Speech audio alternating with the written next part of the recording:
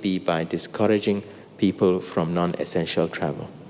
If you do not need to travel, please stay in country during this period. If you are outside the country, now is not the time to start coming in on holiday. And if you do have to come in for holiday, be aware that you have to do the mandatory 7 days isolation before you show your face anywhere within the country. And you have to be tested and confirmed to be negative in order to exit self-isolation. We will not be relaxing the rules simply because it's a holiday season. We know what is happening in Europe. We know what is happening in the United States and other parts of the Americas. We cannot afford to have another second wave. Even as we are, we haven't flattened the curve yet.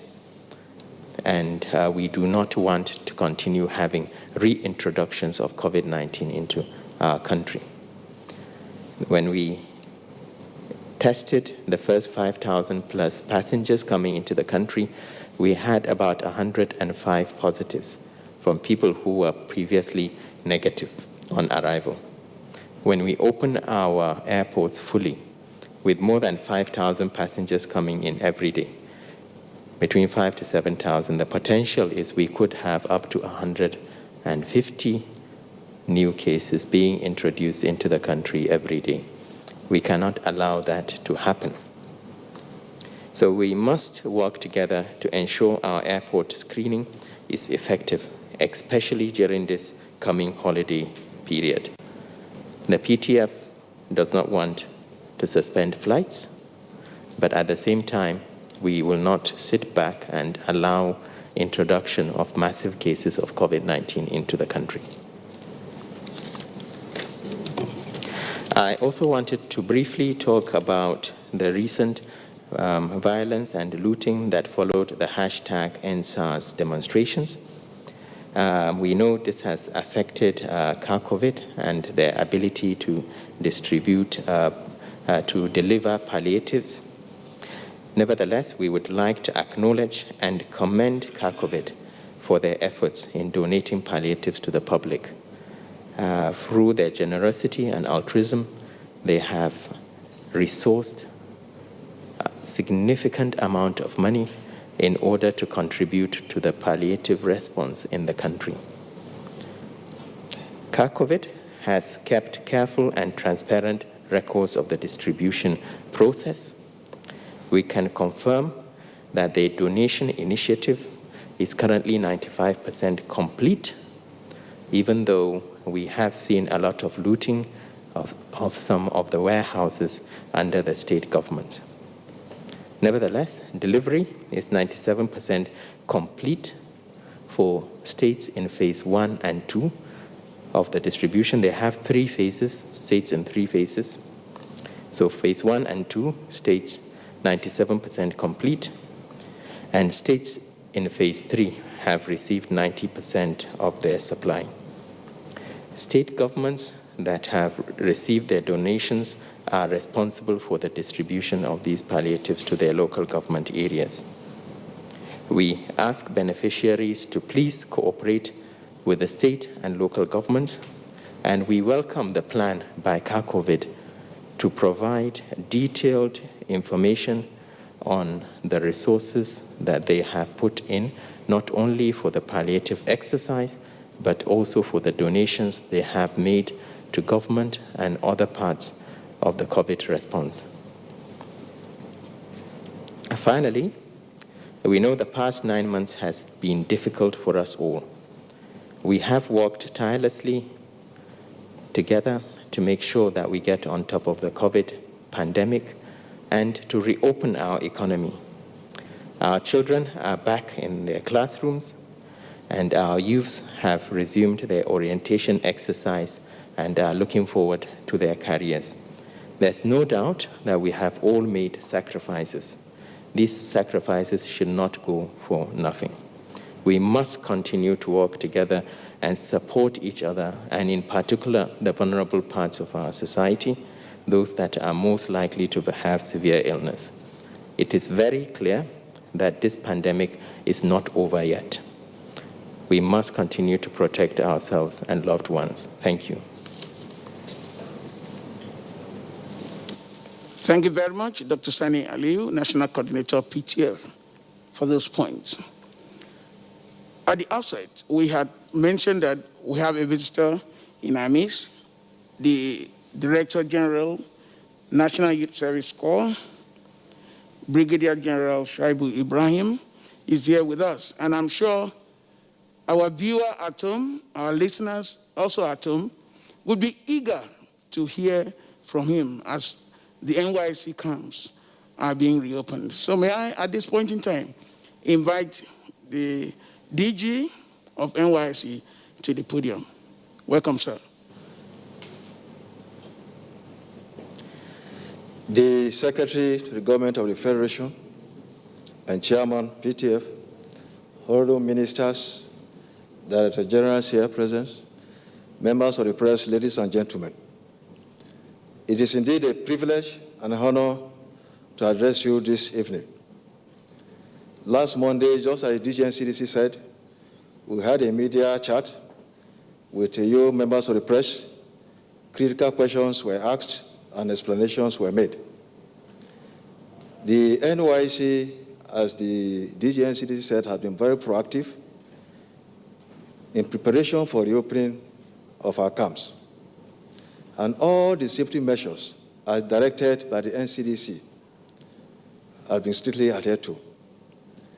Mine is to thank the PTF, the National Coordinator, the NCDC for having partnered with us effectively. They go around our camps, they train our corps members, and also our staff to ensure that we adhere strictly to the protocol. The NCDC Director General and the NYSC management, we also had a webinar meeting with all the prospective corps members on what is expected of them in camp. And I'm happy to report to the PTF that the corps members adhere strictly and promise that they will take responsibility to ensure that the safety measures as advocated by the NCDC is strictly adhered to. So you also recall that the corps members also were involved in the fight against the COVID-19. Through the skills acquired by these corps members in camps, they were able to produce sanitizers, face masks, disinfectant soap, among other items. They also, from their allowance that was increased from 19,800 to 33,000 by Mr. President, contributed money among themselves to distribute palliatives to indigent Nigerians. They also sensitized their various communities on the protocols. Apart from that, those in the educational sector also provided online lectures, teaching free to exiting classes of GS3 and SS3 nationwide. My children also participated in exercise. So I can assure you, sir, and this gathering, that so far, just as the National Coordinator said, before I entered, the over 13,000 corps members have registered. And in line with the protocol, all the corps members were given appointment. And except you have to come on the day given to you, you are not going to be attended to because we want to avoid overcrowding and so on. And I want to assure that everything is working fine. And once again, I want to thank the federal government for their abiding faith in the scheme. And also all the entire effort of the PTF, the National Coordinator, and the NCDC to ensure that all the protocols are provided. I want to also appeal to the press that should please work closely with us and the NCDC so that the social media would not spread false news and cause confusion in our camps. Thank you very much. Thank you very much, DG. You were quite on point on those issues. Well, there is an update we want to take from the aviation sector. Please permit me now to invite Captain Musa Nuhu, DG NTA, to the podium for update. The chairman of the PTF, fellow distinguished members of the PTF, ladies and gentlemen, good evening. Just one update from the aviation industry. Efforts are ongoing to reopen both Malam Aminu Kano International Airport and Port Harcourt International Airport, Omagua, to international traffic. Just 2 items to go before this are done. And the reason behind opening this airport is to decongest both Lagos and Abuja airports, and also to facilitate passenger travel, as passengers will arrive much closer to their destinations. So make travel much more convenient for passengers. Instead of people coming to Lagos, then taking one mode of transport going to Port Harcourt or Calabar or Enugu, they land Port Harcourt. If you're in Port Harcourt, you're home. If you're going to Enugu or somewhere, you're much closer to home. So also applies to Kano. There are 2 issues to be resolved. The issue of ICT infrastructure, which the Kovit is working on providing. And at this point, I would like to use this opportunity to express our gratitude to Kovit for their full support they've given to PTF in all its efforts, and also the support they've given to the aviation industry in the resumption of flights. The second item that needs to be done, the Pulse Health Services, they are working on getting adequate number of staff that will man these 2 airports 24 hours a day. And that should be completed very, very soon. So once those 2 items are taken care of, both Malamini Kano International Airport and Port Harcourt International Airport in Omaga, Port Harcourt will resume for operations. That's all for aviation for today. Thank you.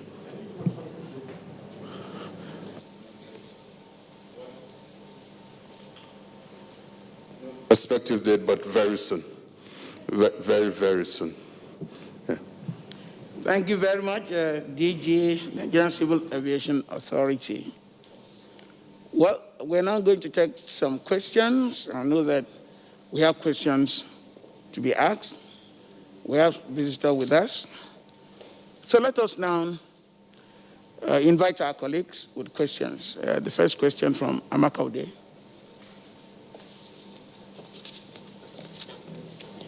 The Chairman, National Coordinator, members of the PTF, DG NYSC, thank you so much for joining us tonight.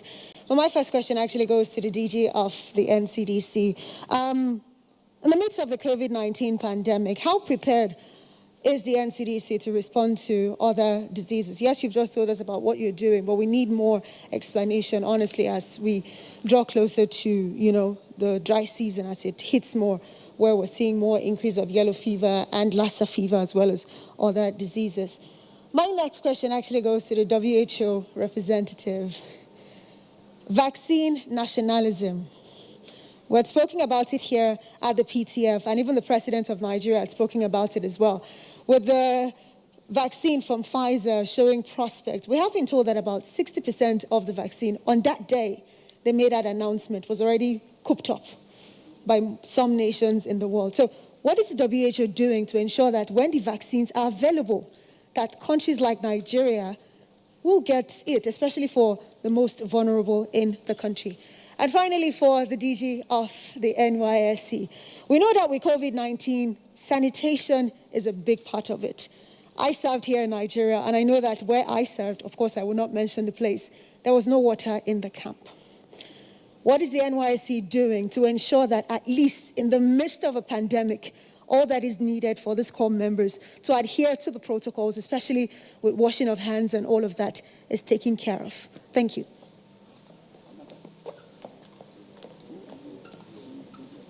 Good evening, members of the PTF.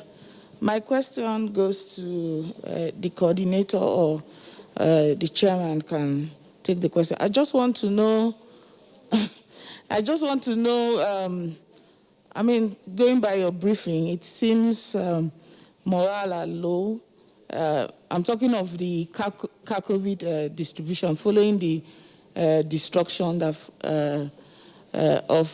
breaking into Kovit stores and all that. I want to know, has there been any form of engagement to kind of encourage, to try and calm nerves? Because it seems as if everybody is sad. by the development and morale are low, people are not pushing as they used to. I just want to know if there's that engagement. Thank you.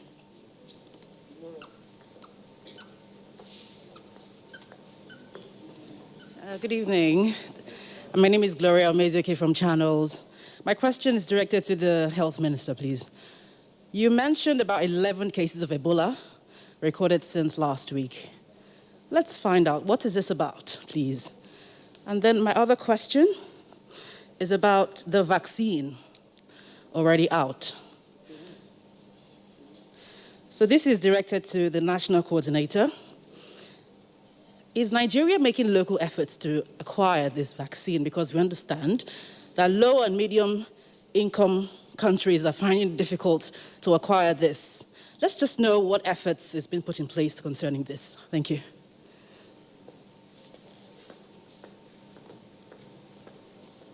Well, we have those few questions. The Honourable Minister of State will come up. The DG NCDC, the National Coordinator, then DG NYSC, in that order. And WHO. We'll have WHO too, yes. May we now invite the Honourable Minister of State for Health to the podium.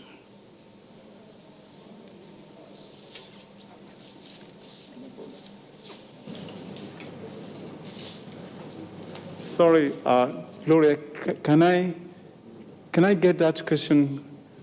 Can I get it, please? I'm not sure I heard you well. Did I get that clear, please? Recorded in last week. Okay. Yes. Yes, and what's the other one? The case is the vaccine. We understand low and middle-income countries would find it difficult to acquire the vaccine. Is the government making any efforts in this regard, no matter how small? Let's just know the status right now. Thank you. Okay, well, the question on Ebola will be answered by the DG NCDC, who is on top of that. But regarding the vaccine, as at the moment we have so many vaccine candidates, and like I did say here before, it's like a kind of a race. And the latest we have right now is the Pfizer one, which we are told already has been established to have minimum of 19% success rate. But having said that, we're still looking at what will happen eventually. And what do I mean? We do know that this is a vaccine that has to be kept at nothing less than minus 70 degrees centigrade. That is a huge thing to achieve. And we are all waiting with bated breath, so to speak. We don't know at the end of the day which of the vaccines that will be suitable for our own situation. Because even the technology to get the vaccine below that kind of temperature, at that temperature, is an issue. So we are waiting to see what happens. But having said that, I can also tell you that we have BioVaccine group in Nigeria that is working with the various bodies throughout the world that are making efforts in vaccine production against COVID-19. So we will look at the one that suits our purpose at the end of the day and decide what to do in our own circumstance. But I'll probably just invite the WHO country representative to shed more light on this issue of vaccine. But maybe before he does that, I will invite the NCDC to talk about the Ebola thing. Thank you.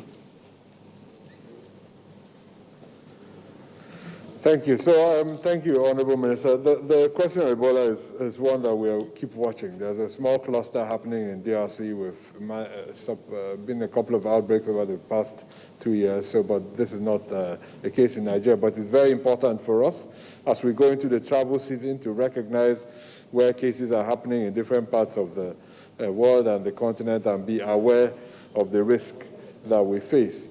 But that is also linked to the question I think Amaka asked on how prepared we are for the emergence of other infectious diseases that we're now seeing.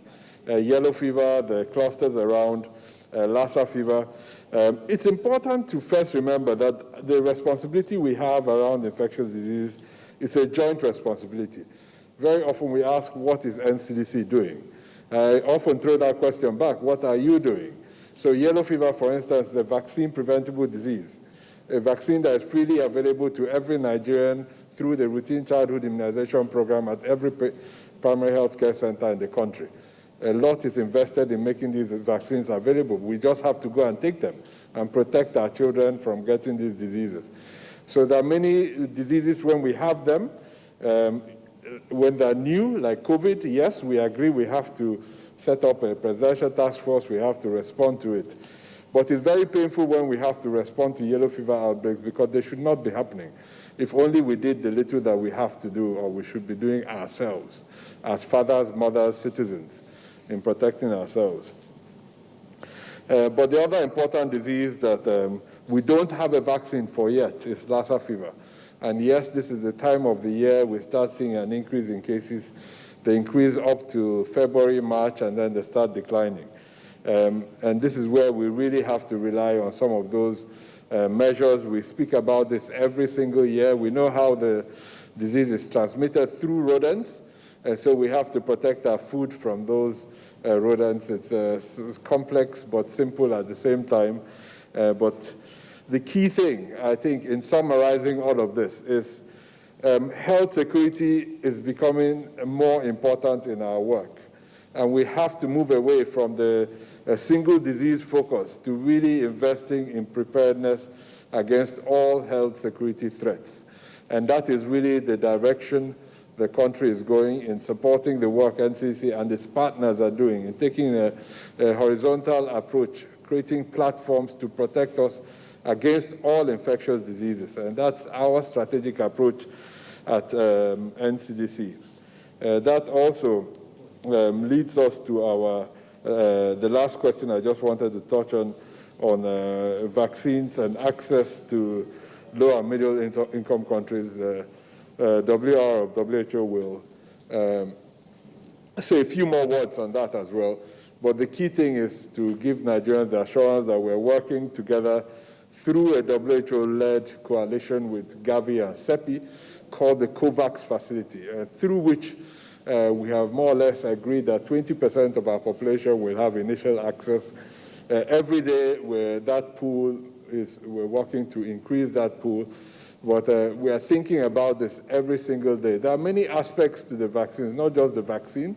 We have to work on vaccine acceptability, so that there's no hesitancy around who wants to take the vaccine. So we have to make sure that people are confident that the vaccine will protect them and actually come out. There's the issue of logistics that have just been discussed. We don't yet know which vaccine essentially we will obviously be going with, but the only vaccine available at the moment or for which results have been announced will require a cold chain of storage of -70, -80 degree freezers. We have a series of them in the National Reference Lab. Just the funds that we pay to NEPA to AEDC every month to keep the power on in order to keep those refrigerators powered is just an example of the challenging logistics that will be involved. So some of the other vaccines might not require that level of logistics to store. So there's a lot of thinking going on. This thinking is being led on for the country by MPACDA, and we are confident that they will lead us collectively in the right direction as new vaccines emerge.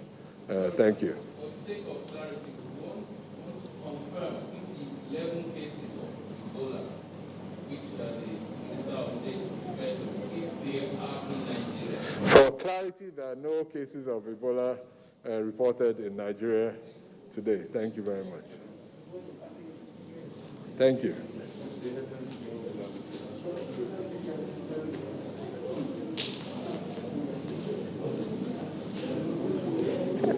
So I believe the question on vaccines has been answered by the Honorable Minister of State Health and the DG NCDC, so I will skip that.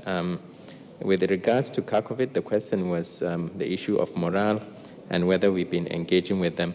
So yes, there's no doubt what has happened over the last few weeks has been most unfortunate.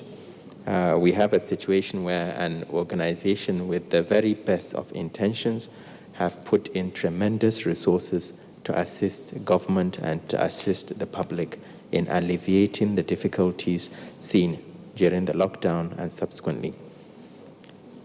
The message to Kovit is that they have done a good job, and we very much appreciate and value the partnership we have with them.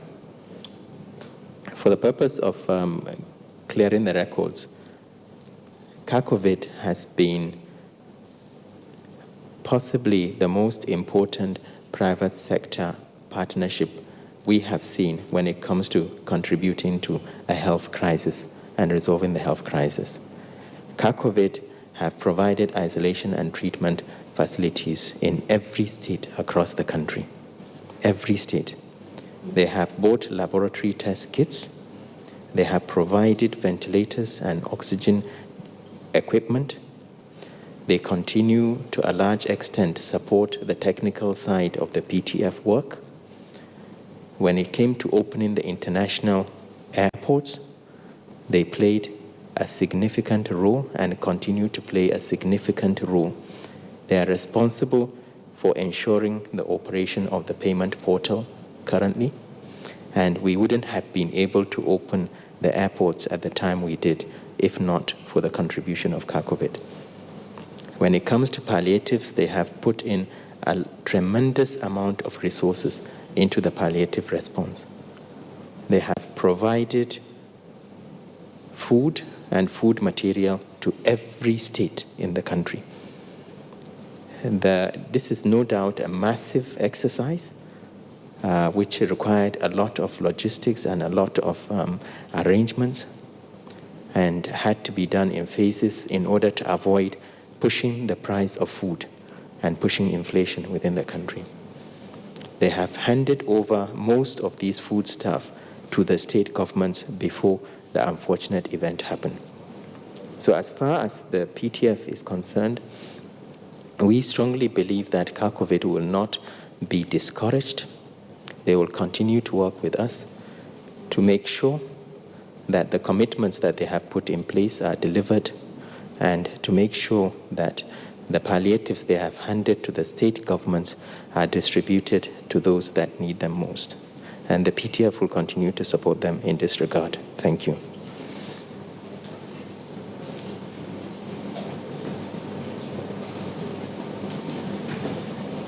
The question directed to me has to do with hygiene.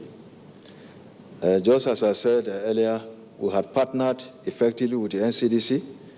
We were given a checklist. And with the checklist, they visited all our camps nationwide to verify. And I'm happy to inform you that all these are complied. If you go to our camps, we have washing hand points in all parts of the camp, from the entrance to the hall, our serving points, and so on. Outside the hostel area, we have washing hands points. So all these things were certified by the NCDC. I know we also have a Vanguard committee comprised of the core members, NYSC staff, as well as NCDC staff that goes around to ensure that strict compliance with the protocol are adhered to. We have NCD staff in our camp. They stay and sleep with our core members in the camp. So to ensure that we have a safe orientation exercise. Thank you.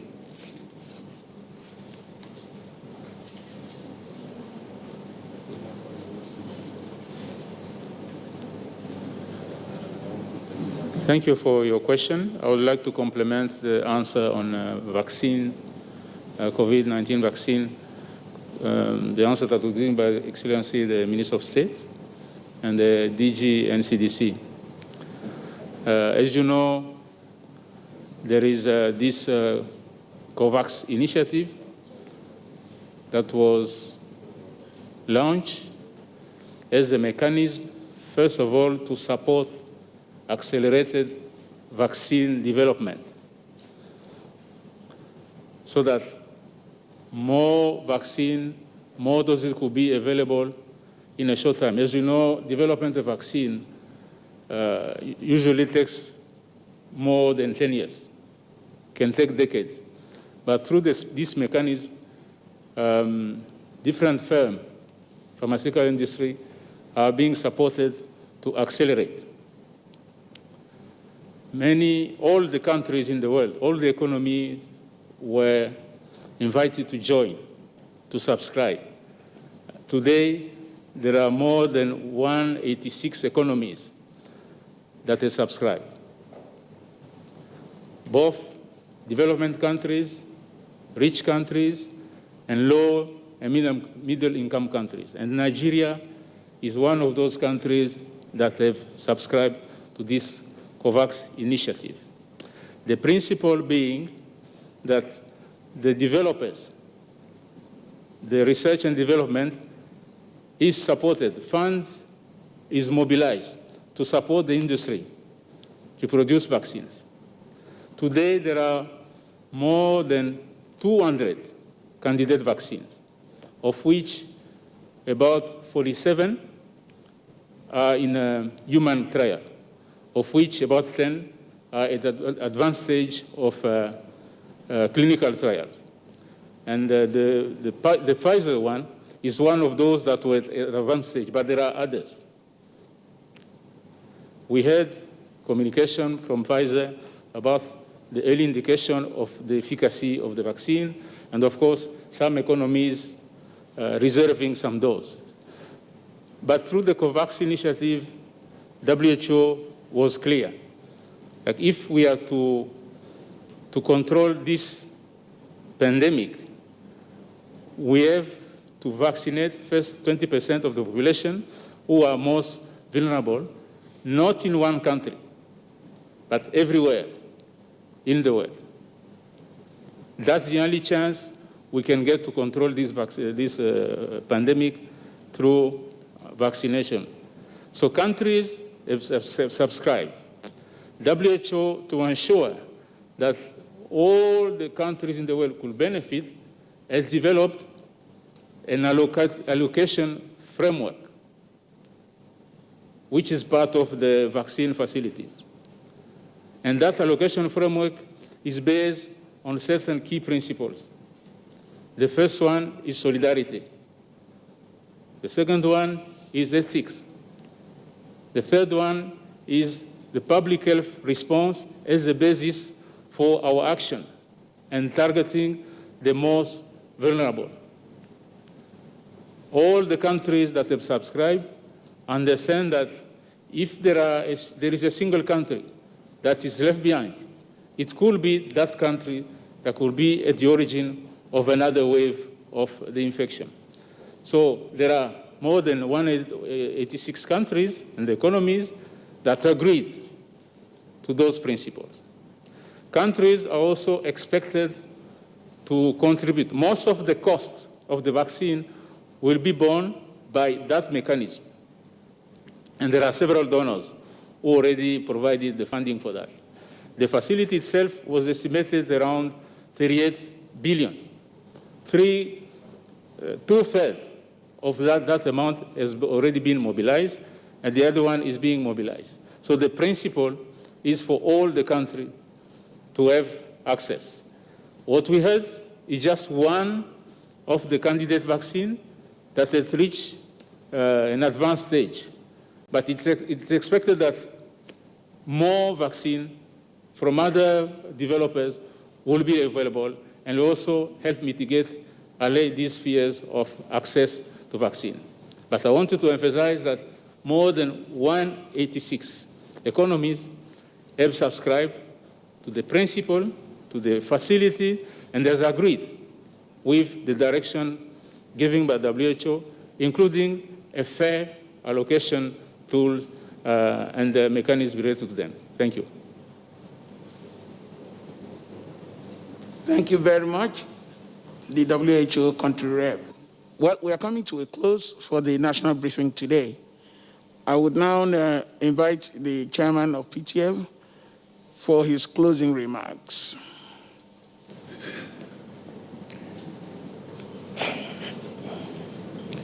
The issue of vaccines, if you ask me, am I excited about the prospect of a vaccine? Yes, I am. But am I very hopeful that it will be available very soon? No. It's not going to be available for use very soon. And you've heard the representative of the WHO about the politics and the intricate arrangement of how it is even going to be distributed and shared. By the time the world decides that 20% will go to the most vulnerable, you know that you and I don't fall into that category. So it means that you have a long wait. The truth about it for me, I already have the vaccine. And the vaccine is just to wear my mask and maintain social distancing and avoid congregating in large crowds. Let me use what I have now as I await the arrival of the vaccine. Let me use what I have. And that has been my message all these last months. Let's use what we have. If the argument or the desire is to wait for the vaccine, and for that reason, we let our guard down, with what is happening all over the world, we might not be able to get to the point that the vaccine will catch up with us. So the most important thing, and the message for us, particularly in this part of the climb, where we have to wait and vaccines will be available when those that have resourced and cornered the vaccines have gotten a certain proportion. I've listened to this thing on the television, and I've watched the body language of even the people that are advancing the course of the vaccine. Definitely, probably in the next 1 year, they will be able to produce a vaccine that will cover about a population of about 1.5 billion people. Right now, the world population is over 7 billion. And the processes of the distribution. When I heard that you have to get a refrigerator that operates under minus 80, I said, well, that in itself, logistically, is a major constraint. We had vaccines in some of the warehouses that the hoodlums broke into, and they took the vaccines. They were running up and down with it, not even knowing what the vaccines are meant for. So we have an infrastructure that even the distribution of these vaccines will be a major challenge for us. For crying out loud, we already have what we can do, what we can use to protect ourselves, our loved ones, and by extension, protecting the nation. So let's dwell on that. As inconvenient as it has been, right now, as a matter of fact, oftentimes when I put off my mask, if I'm alone, I feel a little bit odd because it has become part of my feature. And that is why I want each and every Nigerian to get to. That self-preservation is very, very important. And as we go into this season of festivities, we must be very mindful. Yes, our figures in Nigeria relatively still damned because we are not testing enough, that's true. And like I said in my opening remarks, that the 2 2 incidences that we had in Lagos in the schools, believe you me, it's a reflection of what is in the community. Because these words came from the community. If we had those spikes in those 2 schools, it's a reflection of what is happening from where they came from. And I know in the last couple of months that we have emphasized that the level of community transmission that is taking place, we do not have a hang of it yet. And probably the exercise that is being done at the NYSC camp will give us an idea of what is happening nationwide as we also transit to ramping up tests in the 774 local governments. I saw statistics today from the Nigerian Center for Disease Control. We have just few local governments that have not reported suspected cases of COVID-19. You remember in the past we gave you statistics of the local government. Now we've gone to the range of about 700 plus local governments that have confirmed cases of COVID-19. 700 plus out of 774 local governments. So COVID-19 is all over the nation. And we have to continue with the risk communication, telling our people the dangers of COVID-19 and what they need to do to protect themselves. Invariably, everybody thinks that COVID-19 is gone. You drive around the city of Abuja or you go to public places, totally, face mask has been just, and even in this office complex, I meet people on the staircases, when they see me that they start putting on their mask. It ought not to be so. It ought not to be so. It's a very serious business, and we have to do everything humanly possible to ensure that what we have in our hands now are the non-pharmaceutical interventions. Wearing of masks, social distancing, avoid congregating in large crowds, maintain just the discipline of hygiene, washing of hands, and use of sanitizers. Look at what is happening all over the world. This coronavirus, it's phenomenal. Look at the tons of money that is being thrown at it. This is one infectious disease that is not responding to money. Trillions and trillions of dollars is being thrown at it. But it goes quiet for a little while and just resurges in a very astronomical manner in terms of figures. In the first wave, the United States never recorded 144,000 in a day. Yesterday, the fatalities was about 1,900. That's 1,900 deaths in one day. 1,900. That's an equivalent of about 4 or 5 aircrafts crashing and everybody perishing in it in a day. I'm making this graphic picture so that we understand the magnitude of what we are dealing with, and not to take it casual. I believe we have done well so far in taming the spread of COVID-19 in this country, but we need to do more. We can't afford to let our guards down. We can't afford to be casual. We have every sense of responsibility, to make sure that we keep driving the message. And those of you that belong to the fourth realm, it's your responsibility of driving the message. We've tried as much as possible in the meetings that I've had with the National Council of Traditional Rulers of Nigeria, emphasize that there's no other alternative but to ensure that our communities buy into the use of facial masks of whatever description, avoid unnecessary congregations, and maintain social distancing. That's the only vaccine that we have in sight now. Let's use it. And God will help us and protect this nation. Thank you, and have a good evening. Thank you very much, Chairman. Just for the sake of clarity, I've received quite a number of questions on clarifications on the issue of Ebola.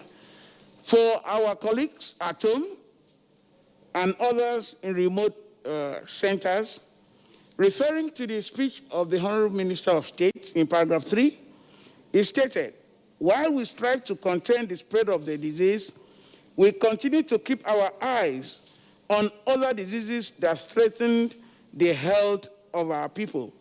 Then he went on to mention Lassa fever, also mentioned Ebola. The Ebola in question, for clarity's sake, is not in Nigeria once again. It is being, as you well know, NCDC is monitoring events around the world, including Africa. So this incident is reported in Congo, DRC. Well, for those of us who may have missed some part of the discussions today, at this point in time, please, may I invite the Permanent Secretary, General Services Office, in the Office of the Secretary to the Government of the Federation, Dr. Nnamdi Morris Mberi, to now give us our take-home message.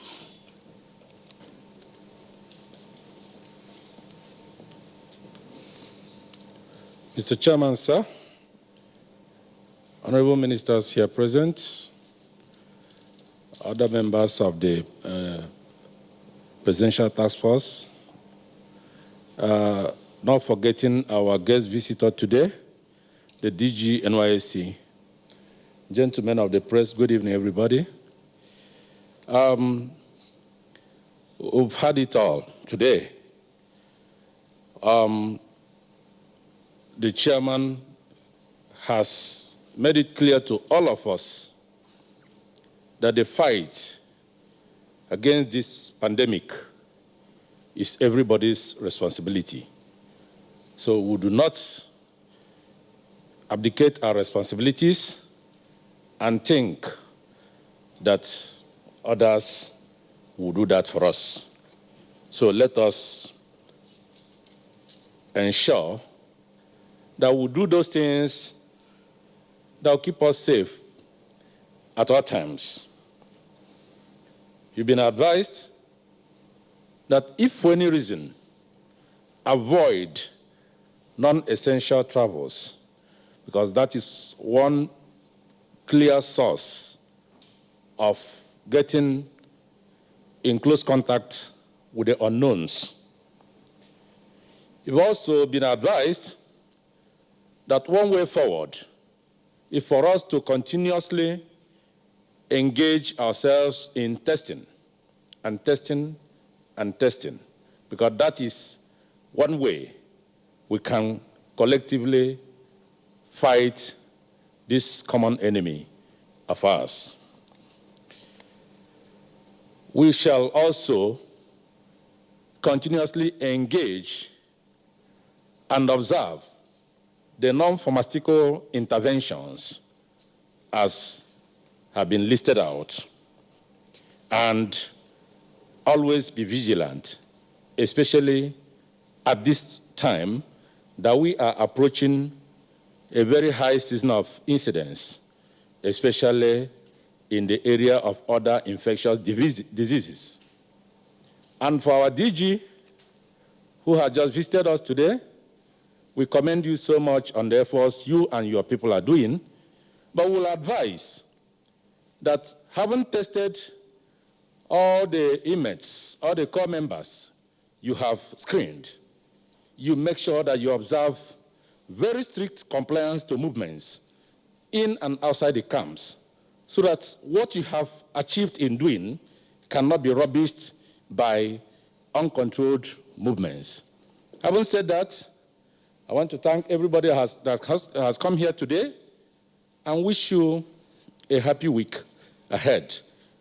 We are going to meet again next week, Thursday.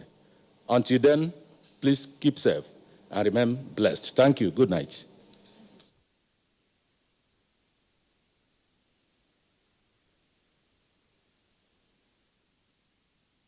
NTA International. International, Africa.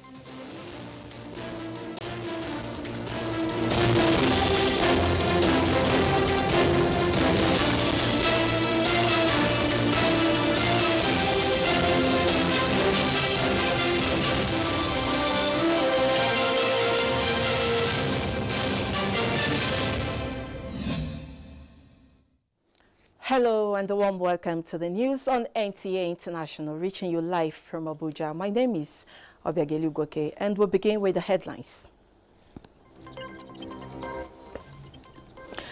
Condolences flood West Africa from world leaders as Ghana's former president, Jerry Rawlings, passes on.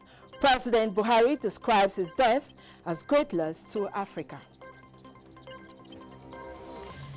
The Organization for Economic Cooperation targets significant increase of at least 10% in trade annually to meet sustainable development goals. Presidential Task Force on COVID-19 appeal to Nigerians for COVID-19. And now the details. President Muhammadu Buhari says the survival of humanity depends largely on how well the international community can effectively collaborate and cooperate towards attaining goals set for global peace and economic prosperity.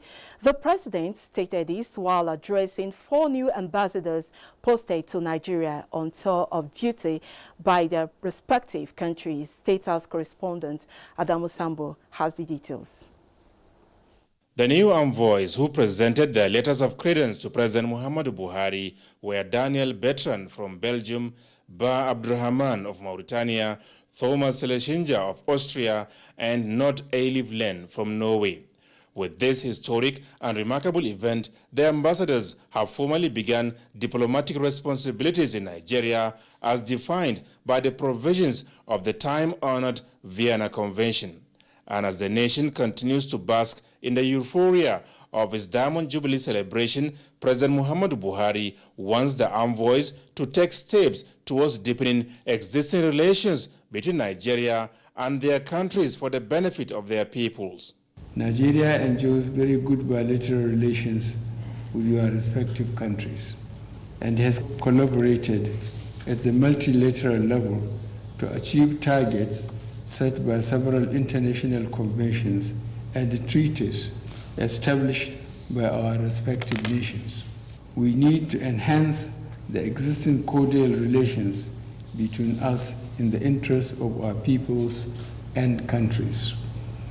Nigeria is ready to pursue broader dialogue as well as enhanced cooperation and collaboration on the basis of constructive mutual respect and a shared vision for our future. Nigeria, President Buhari explains, shares common problems of insecurity, impact of climate change, and socio-economic challenges common amongst nations, saying, however, that efforts are being intensified by its administration towards overcoming these difficulties. As a global family, we are impacted by several other common challenges like terrorism, insurgency, climate change, population explosion, human trafficking, corruption, poverty, and now the global health pandemic, which coronavirus represents, considering its mayhem across the world. All these challenges underscore the need for the international community to make concerted efforts at resolving them in the interest of our common humanity. The president also made a case for the international community and investors to take advantage of the country's diversity in human and natural resources for investment.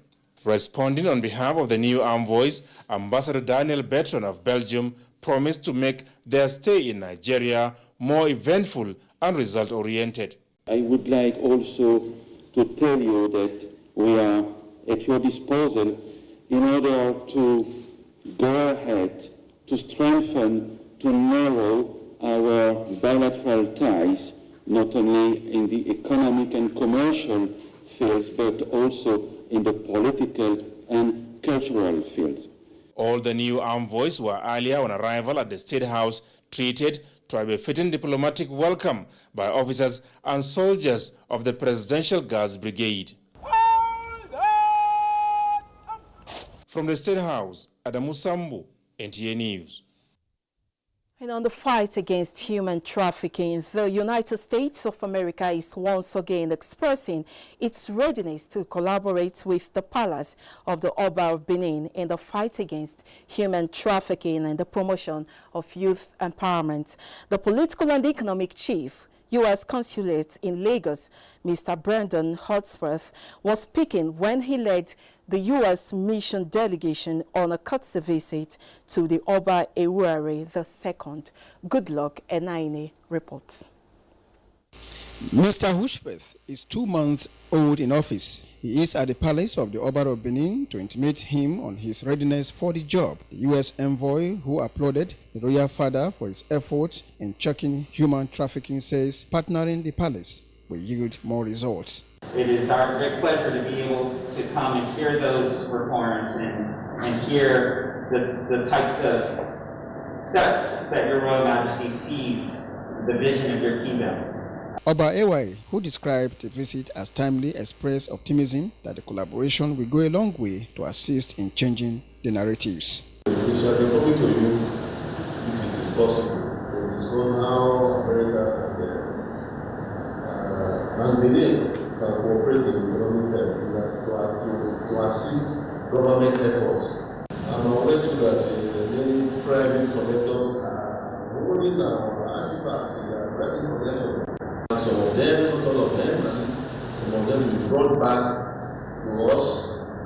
We will not stop, we will not relent until we achieve this goal, because we have a Royal Museum, Palace Museum, already planned for this to house these artifacts. He congratulated the U.S. President-elect Joe Biden on his victory and presented a souvenir to the visitor. In Benin, Goodluck Enaine, NTA News. On a sad note, former President Jerry Rawlings of Ghana has died from complications of COVID-19 at 73. Report says that the ex-president died at Korabul Teaching Hospital in Accra, capital of Ghana, on Thursday morning. A military ruler who later joined politics, Rawlings ruled Ghana from 1981 to 2001. He led the military junta until 1992 and then served 2 terms as the democratically elected president of Ghana. He is survived by his children and wife, Nana Konado, who he married in 1977. Meanwhile, President Akufo-Addo of Ghana has sympathized with the family, children and wife of the late former president of Ghana, Jerry John Rawlings. He has also directed Ghana's national flag to fly at half-mast for the next 7 days and also declared 7 days mourning from Friday 13th November to Friday 28th of November. President Akufo-Addo has in the mood suspended political campaigns within the period. In his words, he says, a great tree has fallen and Ghana is poorer for this loss. In the meantime, President Muhammadu Buhari condoles the government and people of Ghana over the passing of the country's former president, Jerry Rawlings, at the age of 73. He affirms that Africa will surely miss the sterling qualities of the great leader and believes the passion, discipline, and moral strength that the former Ghanaian leader employed to reposition his country. The president notes with commendation the unique role the former president played in strengthening political institutions in his country and Africa. President Buhari joins family, friends, and associates of the former Ghanaian leader in mourning his departure, assuring that the ideas that Rawlings postulated, particularly for development in Africa, and his sacrifices in working in various countries as an envoy for peace and democracy will always be remembered. You're watching the news on NTA International. We'll take a break now. More stories when we return. Stay with us.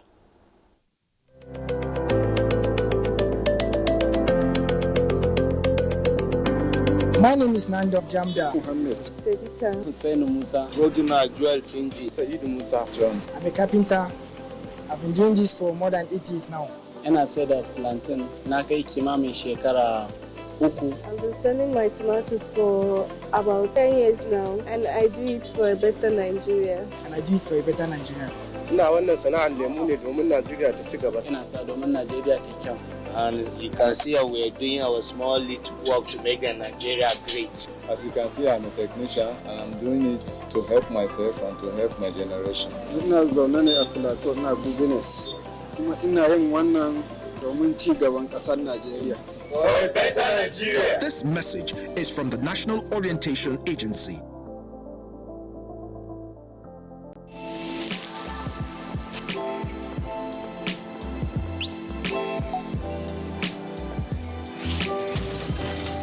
Hey beautiful, your eyes, your smile are all begging me to take you home tonight. Now reading page 3. Experience unlimited super-fast internet access from Entel 4G. Entel. Live more. Many thanks for staying with us. Turning to Nairobi Summit. Emerging complexities and continued commitment to adopt fundamental approach in addressing critical demographic issues through regional effort. It's shaping stakeholders' mindset towards actualizing Nairobi Summit on population development. Abubakar Usman Akwanga reports that Nigeria, as one of the largest population destinations in the world, is already toeing the path of sustaining greater commitment in narrowing the gaps of poor reproductive and maternal health services are streamlined in the summit's resolutions after 12 months of multilateral endorsements. Nigeria, as one of the largest population destinations in the world, is already toeing the path of sustaining greater commitment in narrowing the gaps of poor reproductive and maternal health services as streamlined in the summit resolutions after 12 months of multilateral endorsement. When all hands are on deck, Nigeria will be able to further narrow the gap and attain the goals set with sister nations as one family. So far, Nigeria has remained steadfast in tackling reproductive and maternal health challenges and other gender-based issues, which are the main focus of the Nairobi Summit, aimed at providing access to quality health services and assuaging plight of the vulnerables. The National Family Planning Scale-Up Plan was recently launched, and policies on adolescent health development and gender in health at an advanced stage of completion. Other top issues like early marriage, domestic violence, rape, and harmful cultural practices are gaining advocacy support by stakeholders to minimize impact of the health and social crisis among young population. United Nations Fund Population Agency laws federal government resilience and continued progress in tackling maternal issues and infant mortality and appeals for sustained funding. Ahead of the 2030 goal, another decade we have to reaffirm ourselves to these goals. It's a decade of action, and it's a decade we must not waste. The renewed vigor at the first anniversary of African endorsement of Nairobi Summit after 25 years journey in Ethiopia is to race to the finish line in achieving universal health coverage and quality population. In Abuja, Abubakar Usman Akwanga, NTA News. And from Nairobi Summit, we turn to World Pneumonia Day. Established in 2009, the World Pneumonia Day is marked on November 12th to raise awareness about the world's leading infectious killer of children under the age of 5. World Health Organization statistics indicate that pneumonia accounts for 15% of all deaths in children under this age. Statistics from the World Health Organization indicate that pneumonia accounts for 15% of all deaths in children under this age. With COVID-19 ravaging the world, differentiating patients with COVID-19 and those with bacterial pneumonia can be difficult. as acute pneumonia has been noted as a symptom of the coronavirus disease. And turning now to health matters, Nigeria has drafted COVID-19 protocol to guard the rearing of animals and ensure that there is no transmission of the virus from animal to humans and from humans to animal. Under the protocol, all animals coming into the country are to undergo thorough screening to ensure that they are not carriers of the virus. Details with Musa Babaliu. Scientists, especially veterinary doctors, are still investigating whether coronavirus is a zoonotic disease. Though it was traced to an animal when it was discovered in 2019. However, there is a global concern if the virus can be transmitted from human to animals or vice versa. Consequently, Nigeria has designed a protocol that will serve as a guide to veterinary doctors as well as animal owners who test positive for COVID-19. It is also intended to provide the current information on COVID-19 in animals and to highlight the direction of transmission between humans and animals based on available data and the zoonotic potential of the COVID-19. The document is developed with the support of Food and Agricultural Organization of the United Nations and Veterinary Council of Nigeria. To also call for a One Health approach and also guide the surveillance activities of the animal and livestock sector to reduce and control the spread of these viruses. Is to leverage on this protocol to now do surveillance in animals, do lab diagnosis in animals to establish whether we have this problem in Nigeria amongst our animals or we don't. Nigeria is the first to develop COVID-19 protocol in animal rearing in Africa. In Abuja, Musa Baba Aliyu, NTA News.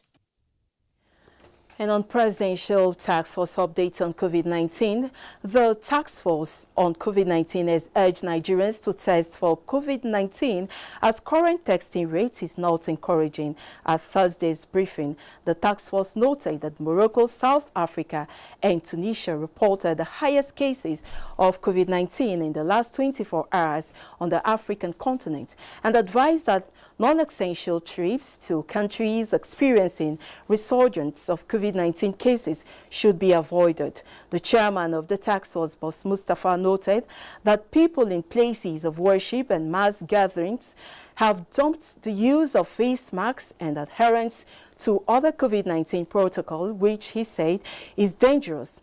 Minister of State Health, Dr. Olarunumbe Mamore, said the number of active COVID-19 cases in Nigeria is reducing and recovery rate is increasing, adding that Ministry of Health is keeping tabs on Lassa fever, yellow fever, and other infectious diseases while still containing COVID-19.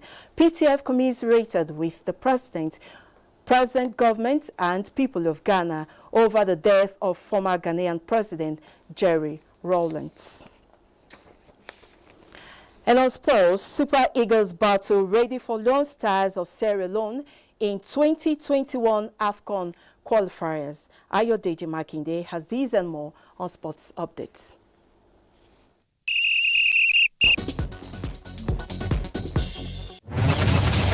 Super Eagles technical advisor Gernot Rohr is expecting a tricky encounter when Nigeria take on Sierra Leone on March Day 3 of 2021 AFCON qualifiers at the Samuel Ogbemudia Stadium in Benin. The Leone Stars have 16 foreign-based players in their team, prompting Rohr to describe the West African side as a formidable opposition. The game will never be easy, and it will not be easy, so we have to prepare well, and which we have been doing. And it's also good for me to be back in the squad, and I think we are all ready, and we will give our all for this win. I bring energy. I want to play fast and just make it hard for my opponent and win the game, of course.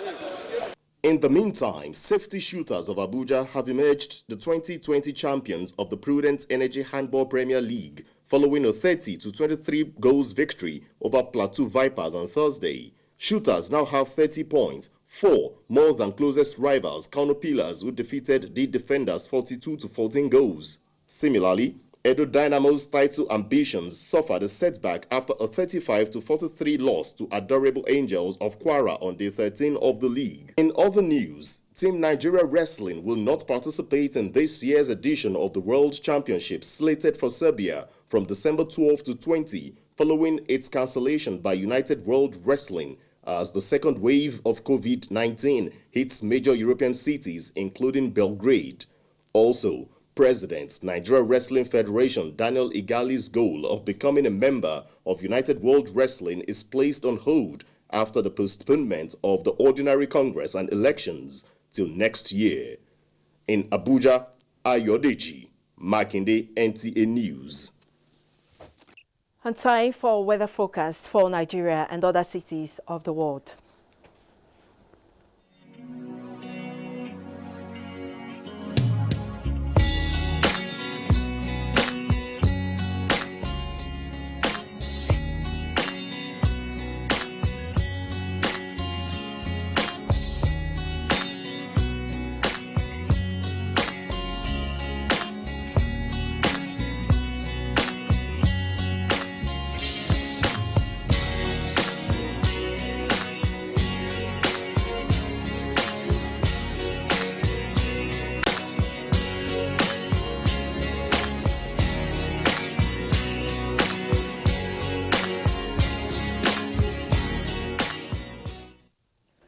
And the weather report wraps up this news package. Remember to connect with NTA and stand against rape and rapists. I am Obiagelu Goke. Thank you for staying with us.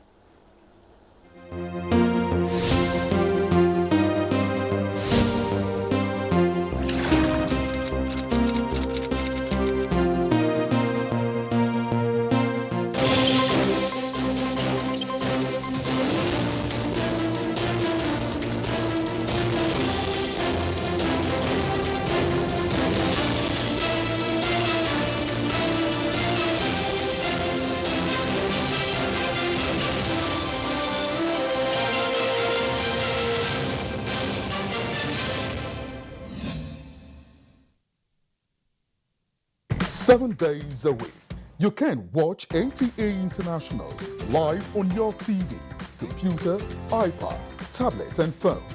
Log on to visiontv.co.uk and click on Entertainment, then NTAI. You can also download the iOS or Android app on your mobile devices to watch NTA International on the go, anywhere in the world. NTA International, your window to the world. You can follow us on all our social media platforms: Facebook at NTA Network News, Instagram at NTA Network, Twitter at NTA News Now, YouTube at NTA News Online. Or visit www.nta.ng. For live streaming, visit www.nta.ng/live. Now, you can stay updated on the go, be it on your TV, iPhone, laptop or iPad, or download the NTA mobile application from your Play Store or App Store. NTA, you can beat the rich. Do you know that social media is not good or bad, and that it is you who is using it that is either good or bad? Bad social media users spread rumors and fake news without verification. But good social media users stop, verify the information, and reflect before sharing it. Now, are you a good social media user? Stop the spread of fake news. Verify the authenticity of your source for a better Nigeria. This message is from the National Orientation Agency.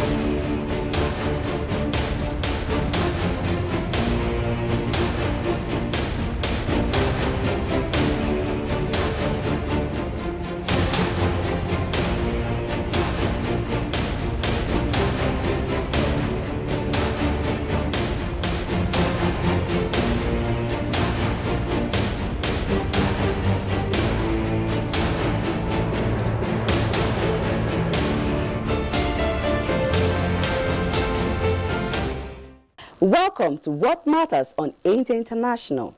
On this episode of the program, we focus on conflict resolution.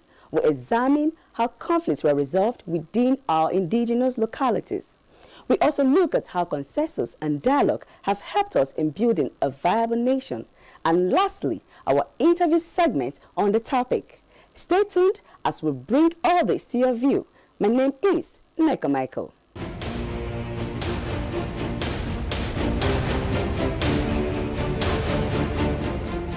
Nigeria is made up of indigenous groups that had viable history of conflict resolution mechanism, and as we are confronted with various challenges, divergences and disagreements, what can we learn from our past to overcome our present challenges? Let's find out.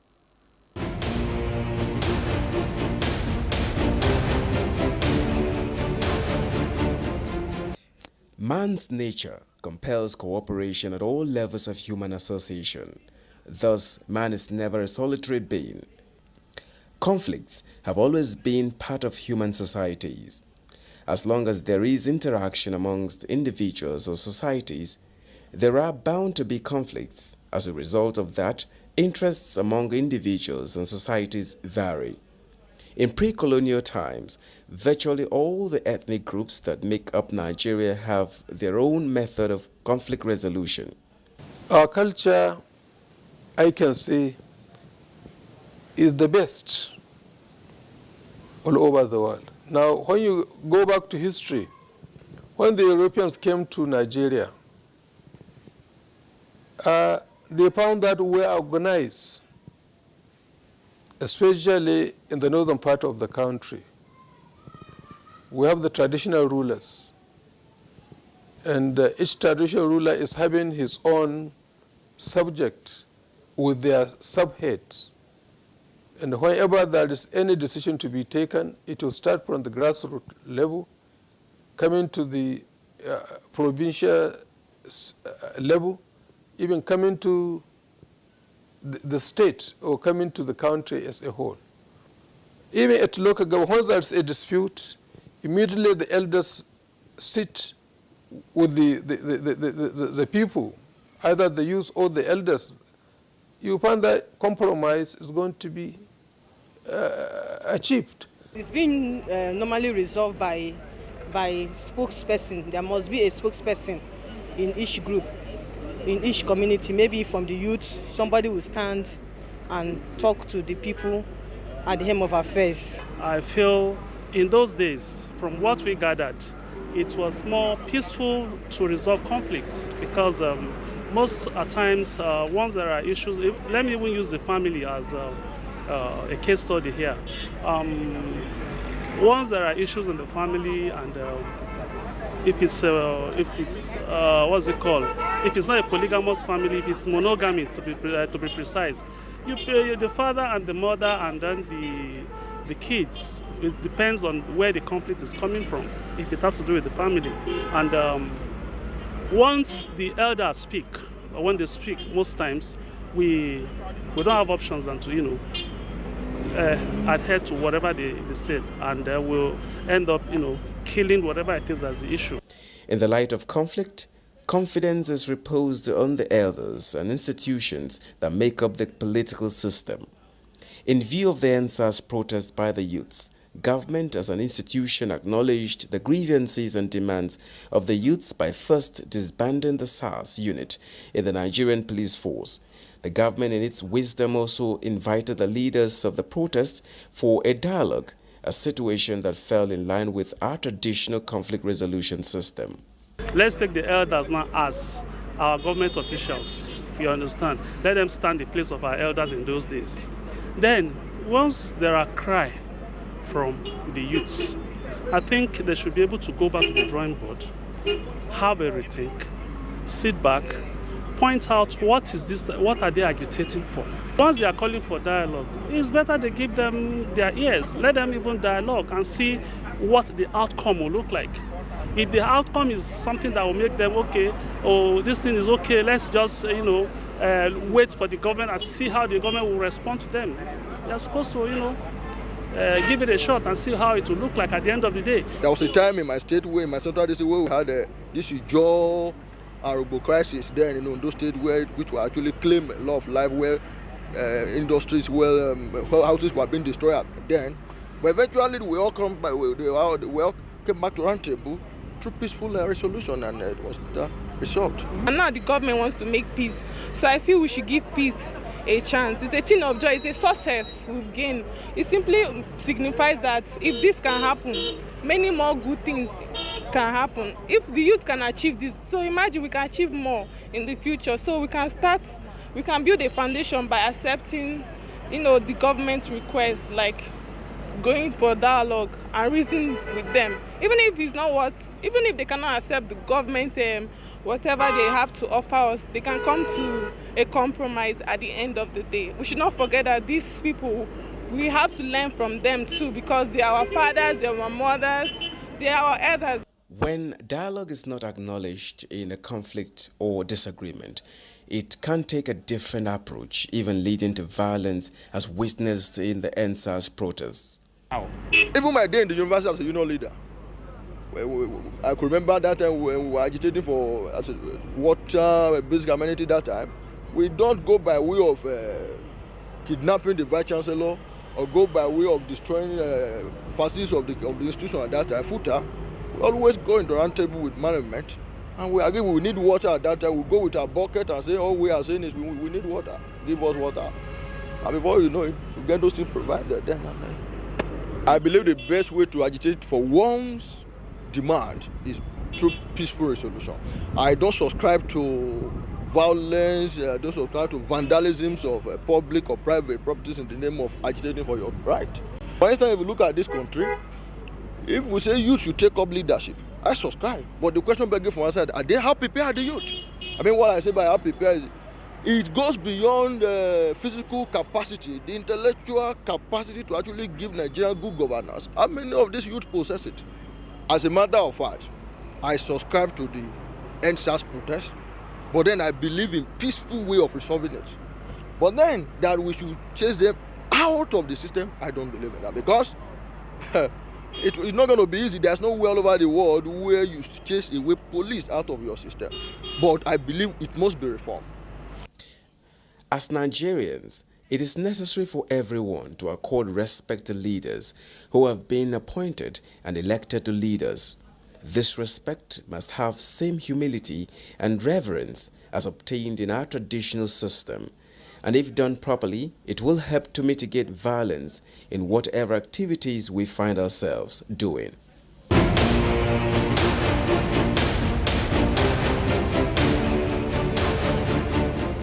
Lots of reference on how conflicts were handled in the past. So in the midst of what we are going through, let's respect our system and the words of the elders. A renowned international expert once mentioned Nigeria as one of the countries he would love to stay, because Nigeria is a country that resolves intricate issues that have the potentials of destroying any country. As a nation, Nigeria has gone through thick and thin towards nationhood. Surprisingly, most things that people expected would break Nigeria never happened. They were resolved amicably. Let's take a look at some of these issues.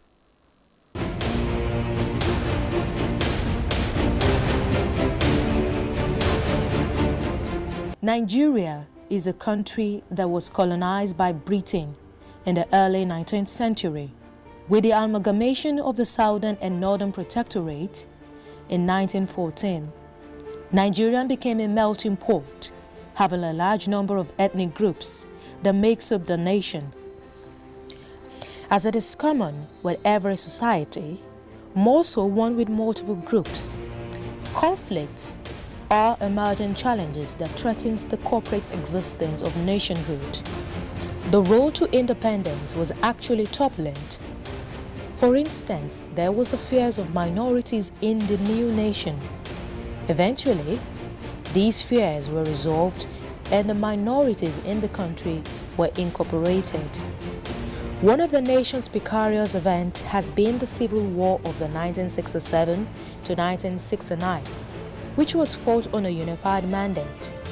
At the end of it, the eastern side was incorporated back into the nation through the 3 R's of reconciliation, reconstruction, and rehabilitation, and the no victor, no vanquished policy.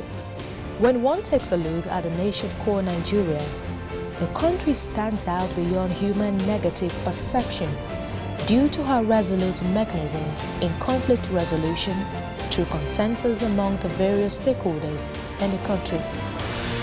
Another key challenge that comes to mind, which once affected the corporate existence of Nigeria, is the long military rule.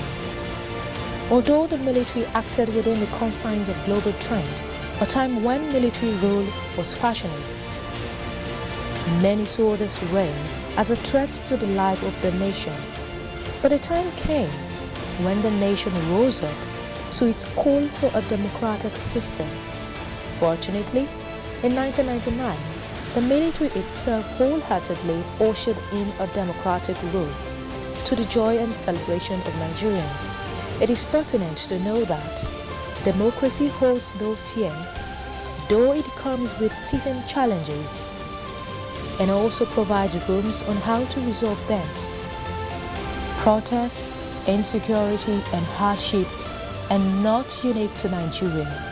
They are constant threats to every nation, especially nations that are passing through a phase of development. There is optimism that Nigeria will summon whatever threats through dialogue and consensus to live for another century.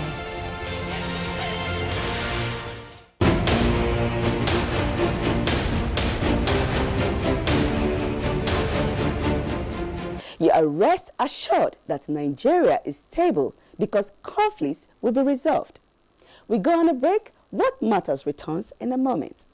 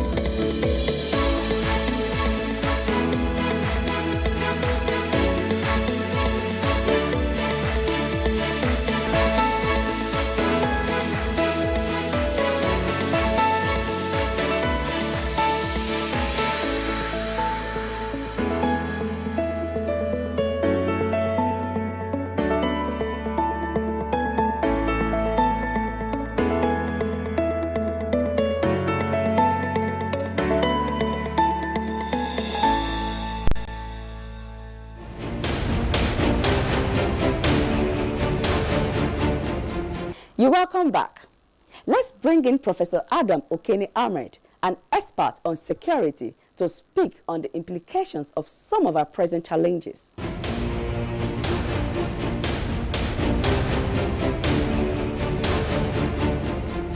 Thank you, Professor Ahmed, for joining us. Are there lessons we can learn from our traditional conflict resolution mechanism for present-day conflicts?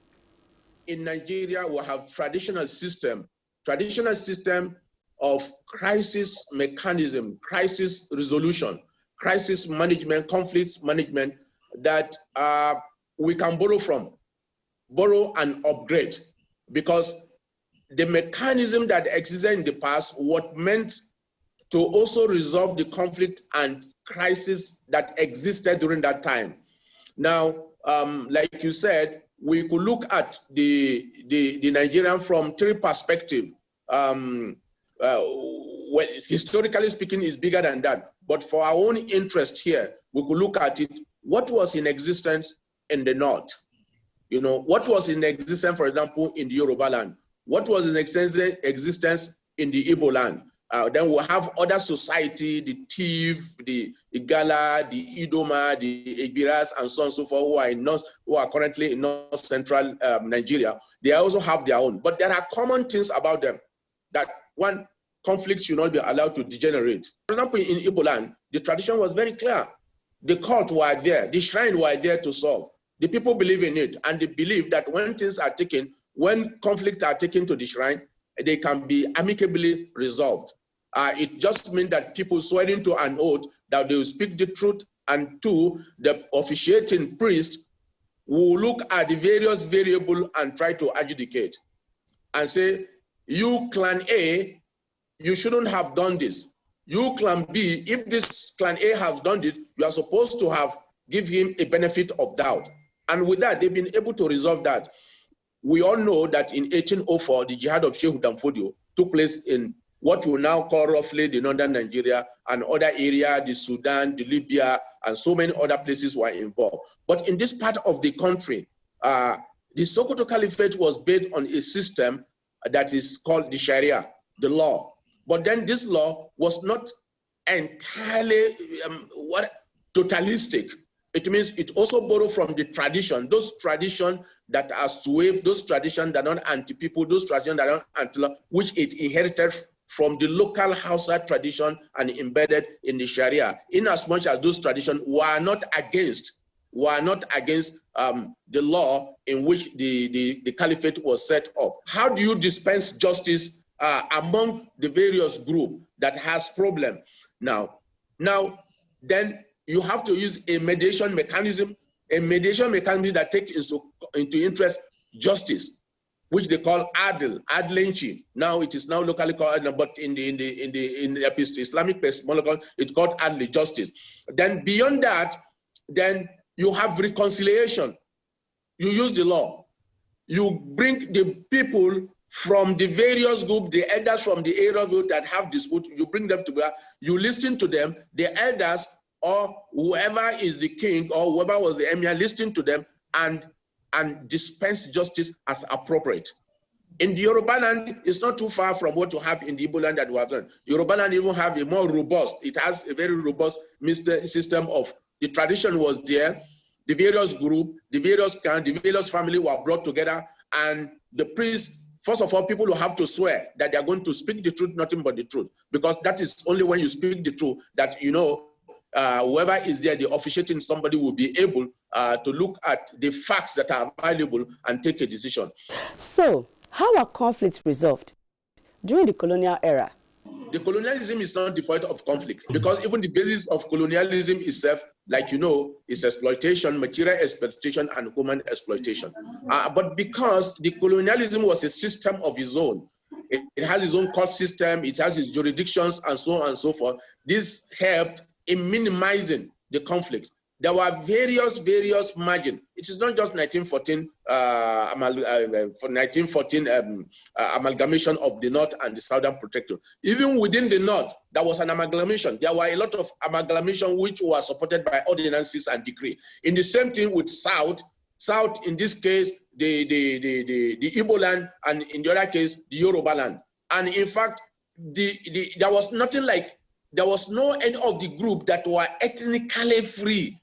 It is only the Igbo that has some element of some homogeneity, but others, because when you talk of South, you talk of Bini area and which are part of the Southwest. They have a different culture, they have different languages, they have different morals and ethos. In the North, it is more culturally, diverse. So you could expect that. The British was very careful, and it was up and doing as far as conflict is concerned. If you remember, there were a lot of reports, there were a lot of committees, like the Hodgson Committee, like so many committees were set up that, for example, towards the independent, there was the fear that, for example, the minority in the three regional group could be sidelined. And you remember the British had to set up a committee, and that committee was able to assure the various smaller group within the bigger groups of their safety, of their equality, of their equality, and the basis of assessing the governance, resources of the state, and so on and so forth. Now, unfortunately, post-independent, some of these were abandoned. Let's be frank about that. Some were also, you will be able to, yes, we went into the Civil War, but you remember the 3 R's, which was enunciated during the Gowon regime, which brought in the Igbo back into the mainstream. And these are all means of conflict resolution. After the war, the bloody war, then we have to remain as one nation, which is Nigeria. And that was exactly what we have inherited. There's no way any individual can take away. So I mean that we are not doing anything particularly far away from what we have at the moment, especially when you talk of the recent happening in the country. And I'm glad that whatever the differences that we have, it has not resulted in the kind of bloody environment and disintegration that we have seen in the Middle East, the North Africa, and so on and so forth after the so-called Arab Springs. What lessons can we learn from global conflicts and protests? One thing that we need to learn is that there is a limit to which a protest by the youth can go. There is a limit. Beyond that limit, you are calling for nothing but disintegration. Let's look at Libya. Let's look at Iraq. What was the end of the crisis? Complete destruction.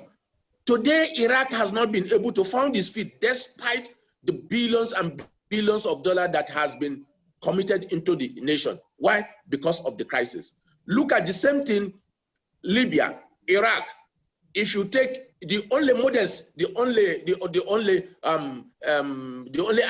good thing that we have is that Egypt, the military never allowed Egypt to degenerate into what has happened, for example, in area like Libya or Syria. You understand? Because the military quickly came in and took over and reorganized and so, and they are still battling with some terrorist organization and so on and so forth. So I believe that we need to learn that extreme protest does not bring any good. Why? Because if you do not have a limit to which you can protest, there can be crisis in that society. And when there is crisis, we are no longer going to talk, there will be nothing like youth, there will be nothing like elders, there will be not, everyone will have to survive and the country will collapse. What mechanism would you prefer to resolving conflicts in the country? What we are seeing now is we're already in a good track. Good track in the sense that the first thing, the federal government has said, we have listened, we have disbanded SARS. Then the next thing is to set up a committee, which has been set up by, constitutionally speaking, by various states.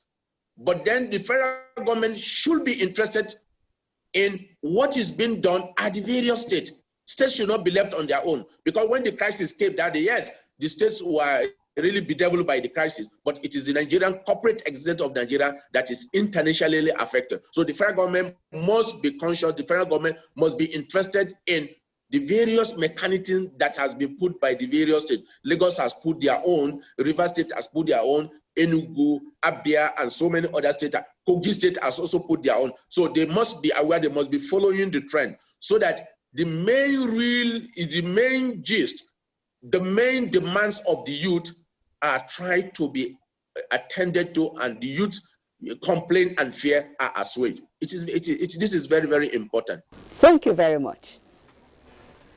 Professor Ahmed also emphasized the need to set up an inclusive reconciliatory committee at the federal level and to investigate the role of non-state actors in the protests. He equally suggested the strengthening of security outfits, especially the police, DSS, civil defense, and others. Let's take some quotes on conflicts and dialogue.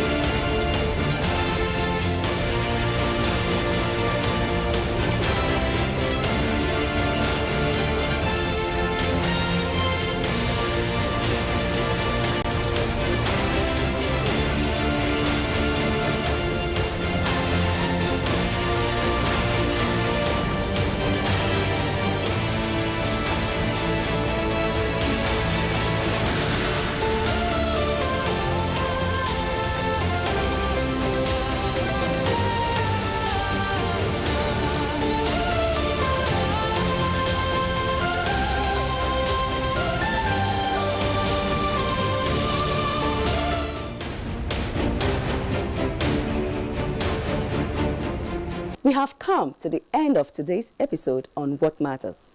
My name is Nneka Michael, and remember, stay safe to stay alive.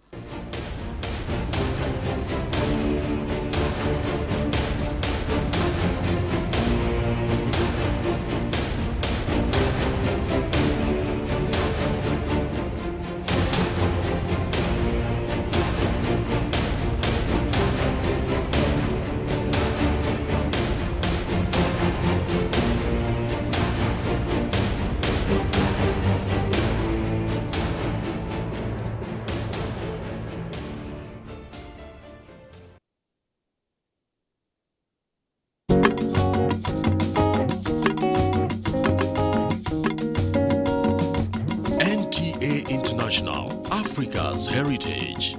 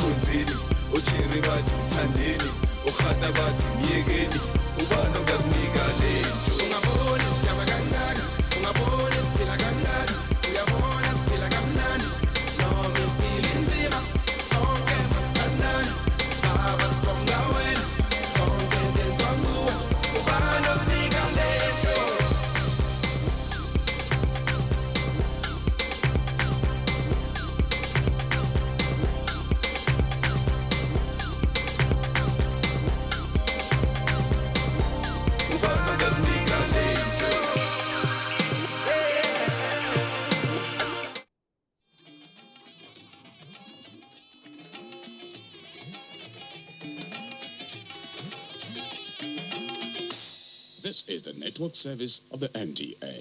Do you know that social media is not good or bad, and that it is you who is using it that is either good or bad? Bad social media users spread rumors and fake news without verification. But good social media users stop, verify the information, and reflect before sharing it. Now, are you a good social media user? Stop the spread of fake news. Verify the authenticity of your source for a better Nigeria. This message is from the National Orientation Agency. The Council of Our Fathers. I will urge and advise our younger generation to use talent and brain to sort out problems, not arms. Nigerian youths, let's build our nation together.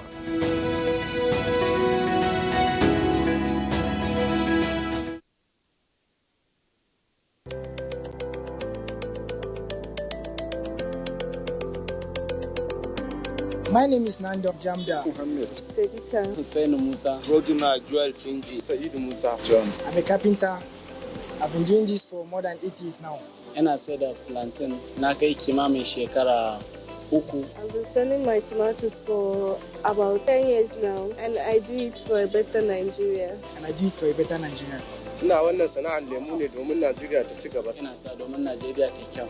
And you can see how we are doing our small little work to make Nigeria great. As you can see, I'm a technician and I'm doing it to help myself and to help my generation.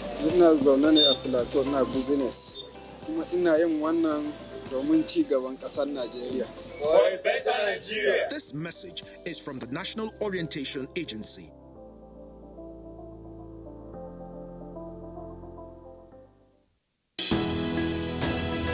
The counsel of our fathers.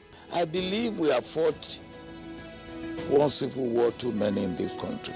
So those who experience it will run away from it.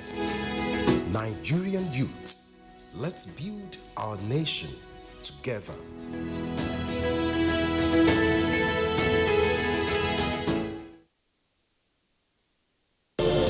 These days, people get their news and information from more media sources than ever before. Some of the news and information given are fake, unverified, doctored, and manufactured to create confusion, stir disaffection, and cause disunity. Before you believe or share any news, ask yourself, is this real? Is it from a credible source? Is it verified or verifiable? Fake news is dangerous. Whether you do it for fun or for political gains, real people can get hurt. Fake news, don't create it, don't spread it.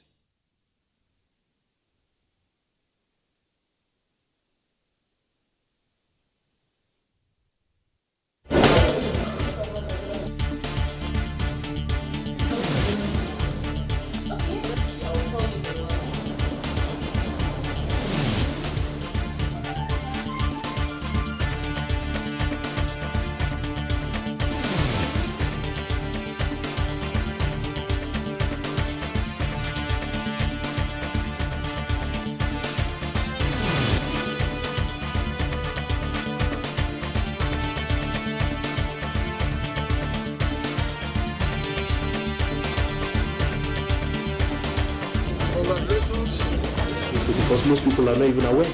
I'm not a house owner. We also appreciate Federal Mortgage Bank.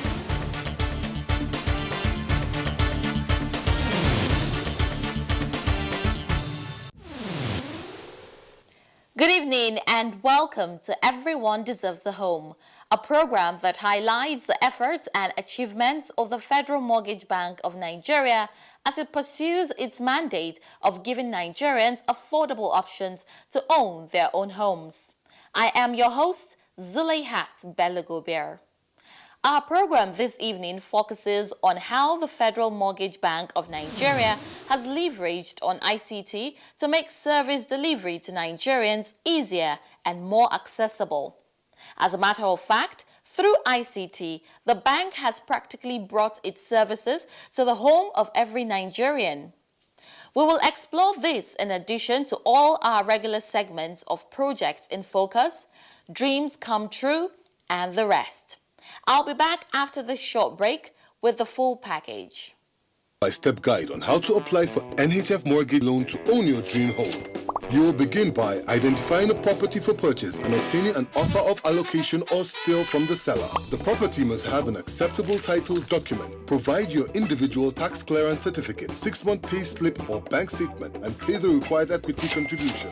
For applications to build, approved building plan, certified bill of quantities, and valuation of the property must be provided.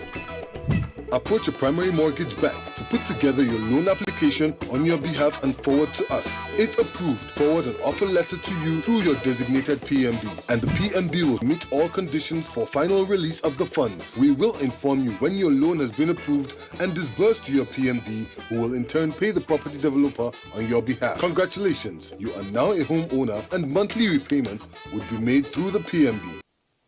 The program starts with the news segment highlighting current events in the FMBN Diary. In our lineup, FMBN advocates new NHF investment framework, also congratulates board members upon retirement after meritorious service.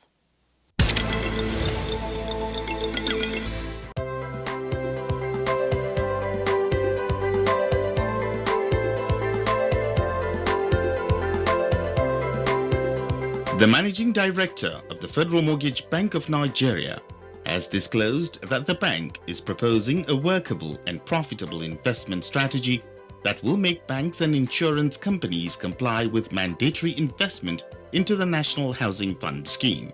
We will lend your support to this proposal for banks and insurance. Architect Ahmed Dangiwa, who was speaking at the recently concluded 2020 edition of Housing Summit in Abuja, stated that to minimize the risks identified by the institutions, the new proposed investment framework will guarantee investments of the financial institutions. In summary, the framework processes that banks and insurance companies contribute 5% of their profit after tax as mandatory investment into the NHF, as opposed to portions of their loan portfolios of non-life or of non-life and life funds. The proceeds are remitted into a special purpose vehicle jointly established by these institutions and FMBN to ring-fence the investments. Proceeds accruing to the SPV are to be invested in either real estate capital market instruments or the financing of large-scale residential housing projects on affordable but economically viable basis. The Apex Mortgage boss called on private investors to invest in housing to address the housing deficiency in Nigeria. Reacting to the call, Deputy Director, Corporate Affairs, Nigerians Employers Consultative Association Abuja office, Adeniki Adebayo Ajala, who represented the Director of NECA, stated that the FMBN has been reformed and members of the association are now benefiting from the National Housing Fund being managed by the FMBN. What we want is a situation whereby, more investment is needed, and that's one of the reasons why they talked about the capital markets today, and the fact that our investment in the capital market will create a pool of funds, a larger pool of funds to tap into, so that our investors will be able to build more houses and make it more accessible to workers.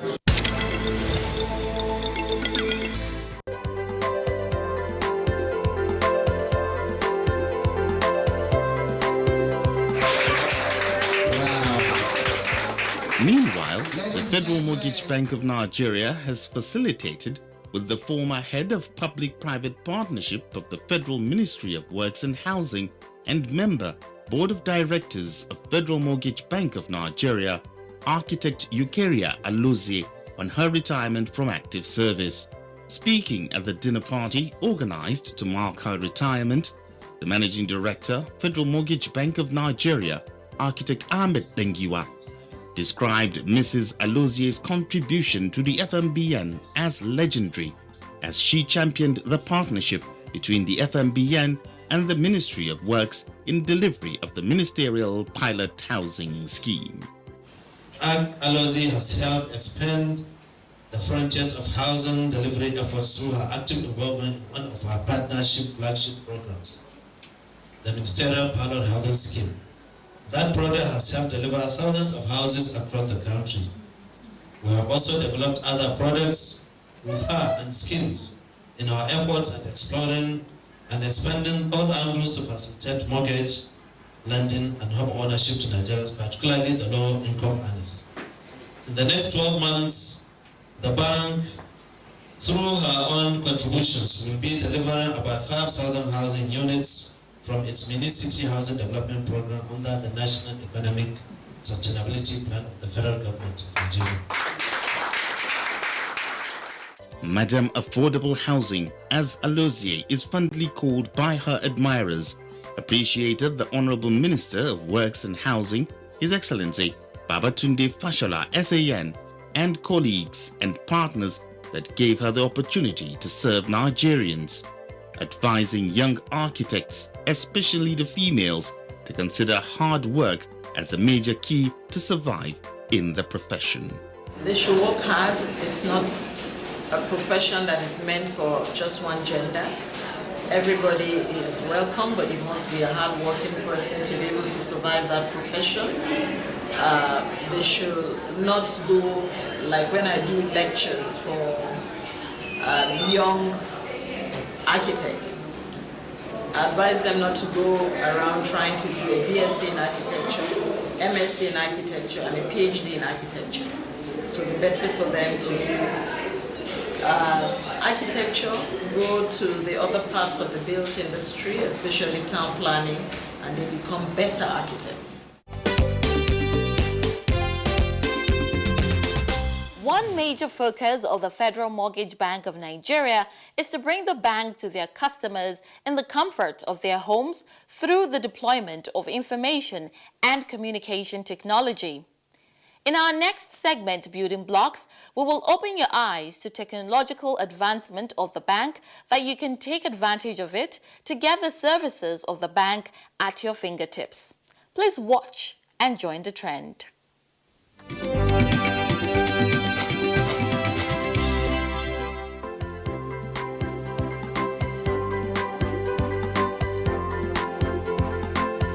The information age provides companies whose businesses are built on digitalized information system to become valuable and powerful in a relatively short period of time.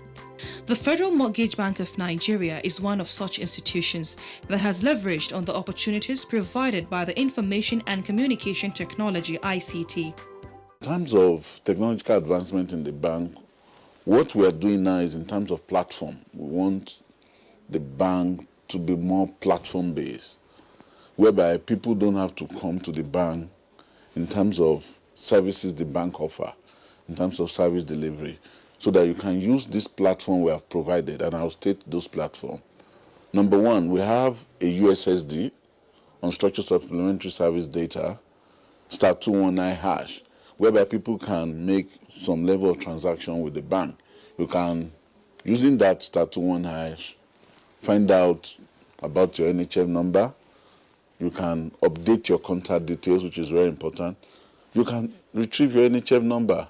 You can even find out in terms of affordability, if you can afford a loan, and in terms of your repayment. So we want to be more of a platform and IT-driven bank. So we have that with the USSD. Customer service remains a top priority to board and management of the Federal Mortgage Bank of Nigeria. Aside the *219#, the FMBN has other varieties of platforms targeted in making the service of the bank accessible for Nigerians. These platforms are bringing the bank to contributors and potential contributors of the scheme at the comfort of their homes. We also have the mobile app, whereby you can download our app through your phone. If you either use Android or you use the Apple iPhone. So if you use the app Android phone, you are going to go through the Play Store and you download our app, FMBN, online. You're going to see it there. We also have what we call self-service. This is web online, where you are going to, through our website, fmbn.gov.ng. When you get there, you will see a module there, which is NHF Online.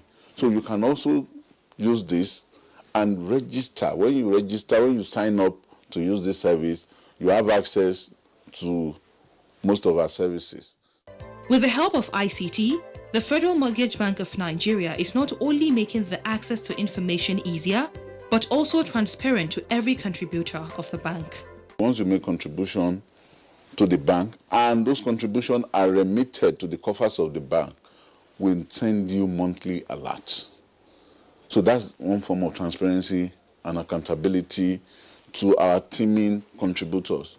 So we send every month, as long as we have your telephone numbers, we're able to give you your balance and your contribution for that particular month. The Information and Communication Technology Group of Federal Mortgage Bank of Nigeria works in collaboration with every other group of the bank for continuous improvement of the ICT services of the bank. Any complaint that comes in through any platform is treated with immediate effect. Before now, there are a lot of complaints that we're not responding fast enough. That's why in ICT, between ICT and corporate communication, we set up those first responder team so that they respond to those issues as they come. So that's how we're able to do that. Also, we have a CRM, customer relationship management software, that we use. Once you make a call, it routes you through the group or the department that is supposed to treat your issue. It's automated, it's an IVR, so it's automated. Once those question comes, once you make a telephone call and you want to ask some questions about the bank, you are automatically routed to the group that is supposed to treat your issues. The Federal Mortgage Bank of Nigeria is no doubt using the website of the bank and other digital platforms to improve its turnaround time and to showcase its products and services. This opens to bank and its products to every Nigerian in any part of the country. Before now, we were less visible, but Federal Mortgage Bank is becoming more visible now to contributors. So that's why I said in terms of customer service, we want to be up there. So the President Board Amendment of the bank, they don't joke with customer service.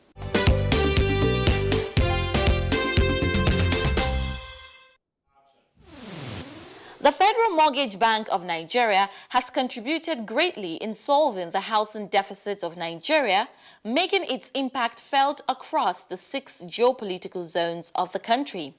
In our next segment, Project in Focus, we are showcasing the strides of FMBN in Kwara State, North Central of Nigeria.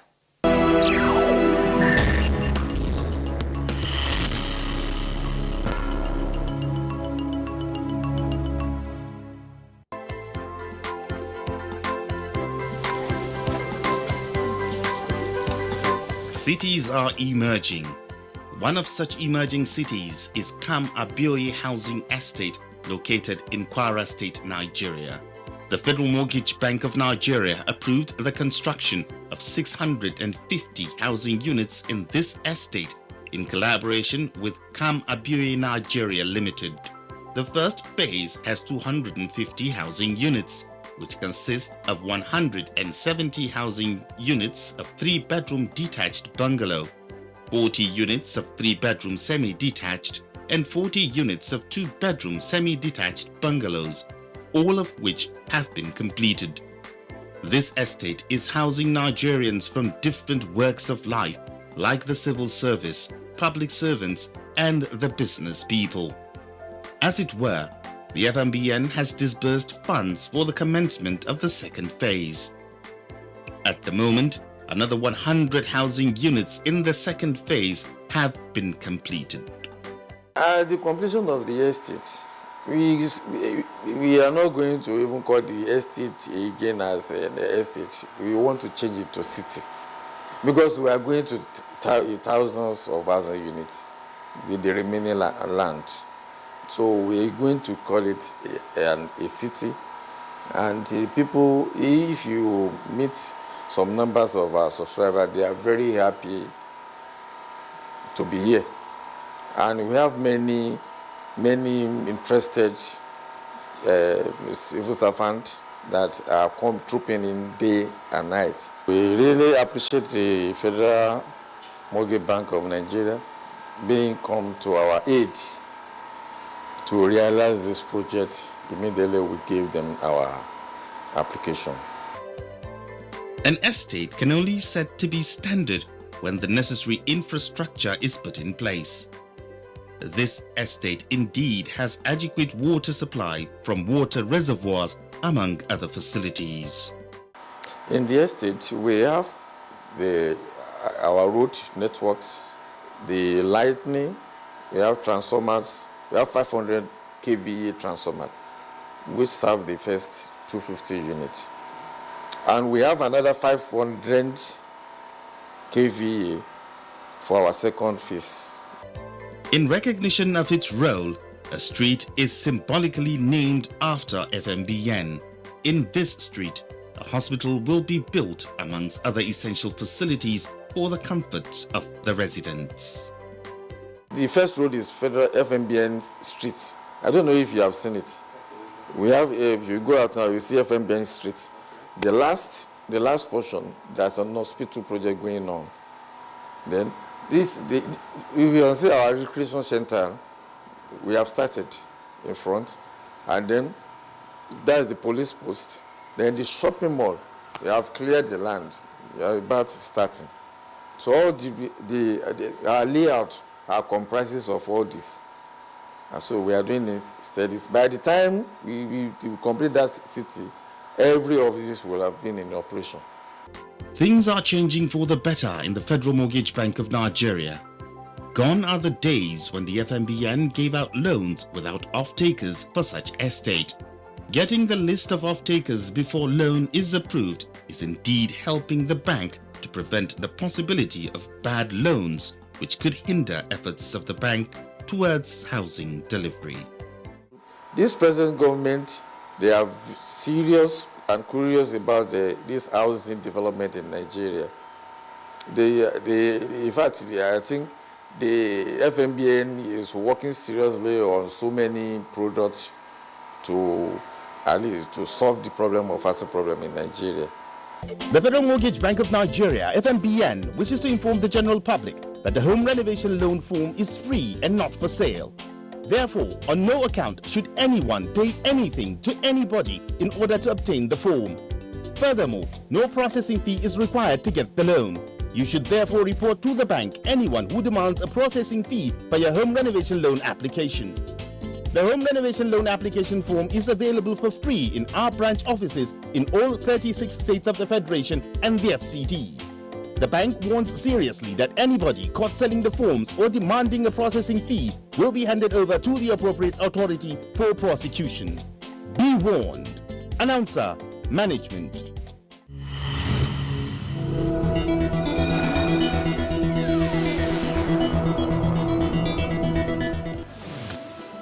The Nigerian Institute of Estate Surveyors and Valuers (NYSC) Lagos State Branch has called on Lagos State Government to further reduce governors' consent fees and to introduce new machinery to hasten the processing of applications. The chairman NYSC Lagos State Branch, Shola Fatoki, made this call recently during a webinar organized by Lagos Branch of the association.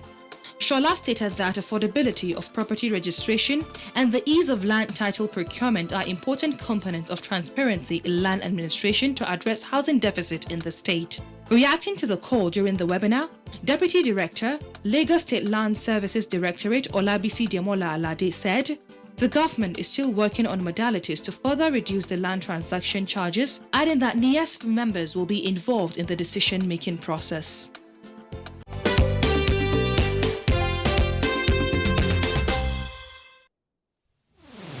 Wherever the beneficiaries of NHF mortgage loan or the Federal Mortgage Bank of Nigeria are, we will continue to go to them.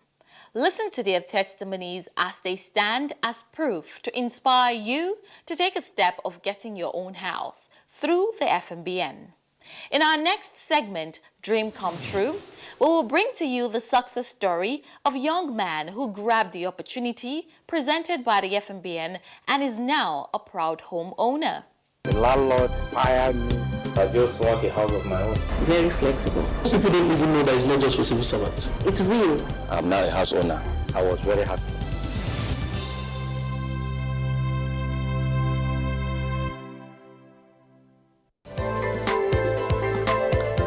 Engineer Chukwuebuka Enwereji lives in a harmonious relationship with his neighbors at Hydrofoam Estate by Ifogu Farm, Kuje area of the Federal Capital Territory, Abuja.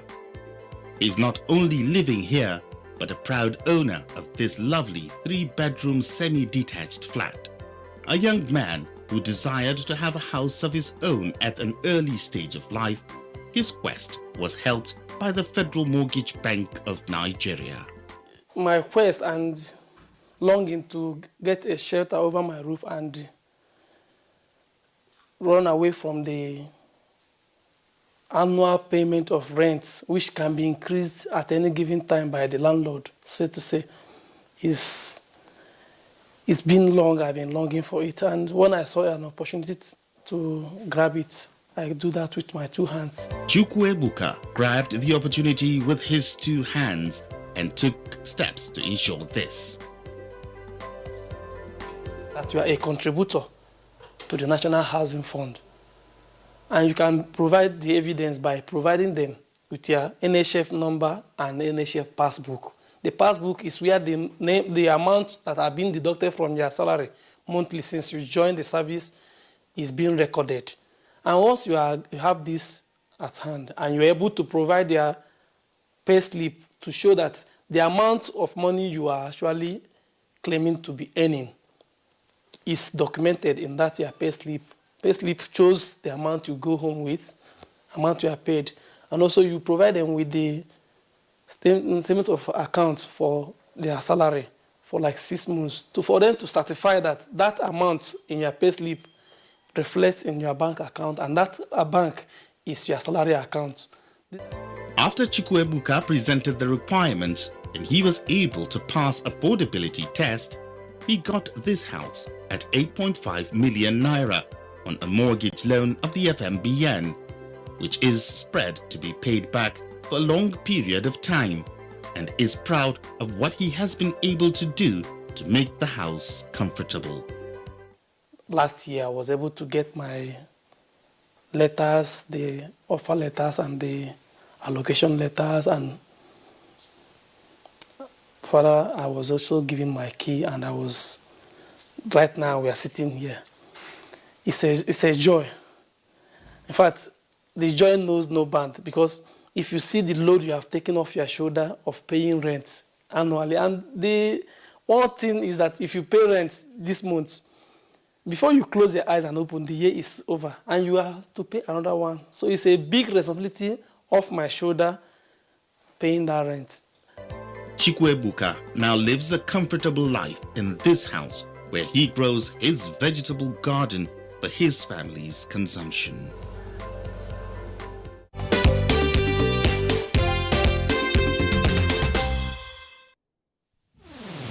The satisfaction you get from having a house of your own can never be compared to being a tenant.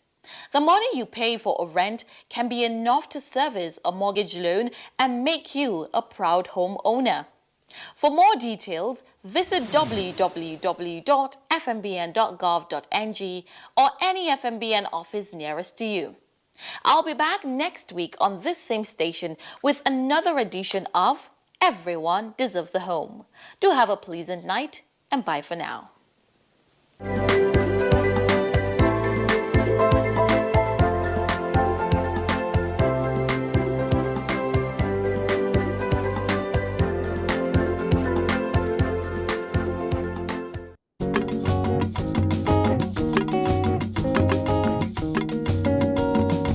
NTA International, Africa's heritage.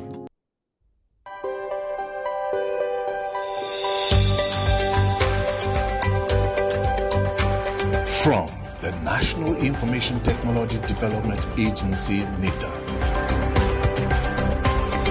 This is NIDA Impact, your guide to a digital Nigeria.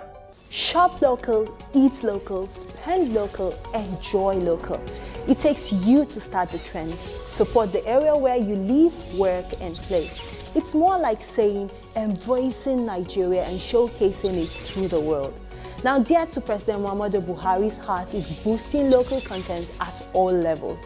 This is part of the President's agenda for Nigeria, and NIDA continues to establish sustainable frameworks for the implementation of indigenous ICT content development and regulation guidelines in Nigeria. Now, for more information on NIDA, kindly log on to our website www.nida.gov.ng or or our social media handles displayed right on your screens. Now, as long as you are using the digital space, you need steady content. This content must be regulated, else the platform will be abused, causing you and everyone else problems. In our special report today, we'll get to see the goal of NIDA in preparing grounds for digital content in Nigeria in the most favorable way. We'll also get to see our special report and our personality for this week. I wish I could just jump to that segment right now, but what? We have to wait. Again, you can participate in this program by logging onto our website and our social media platforms displayed right on your screen. Now, let's take a look at the stories making the headlines today.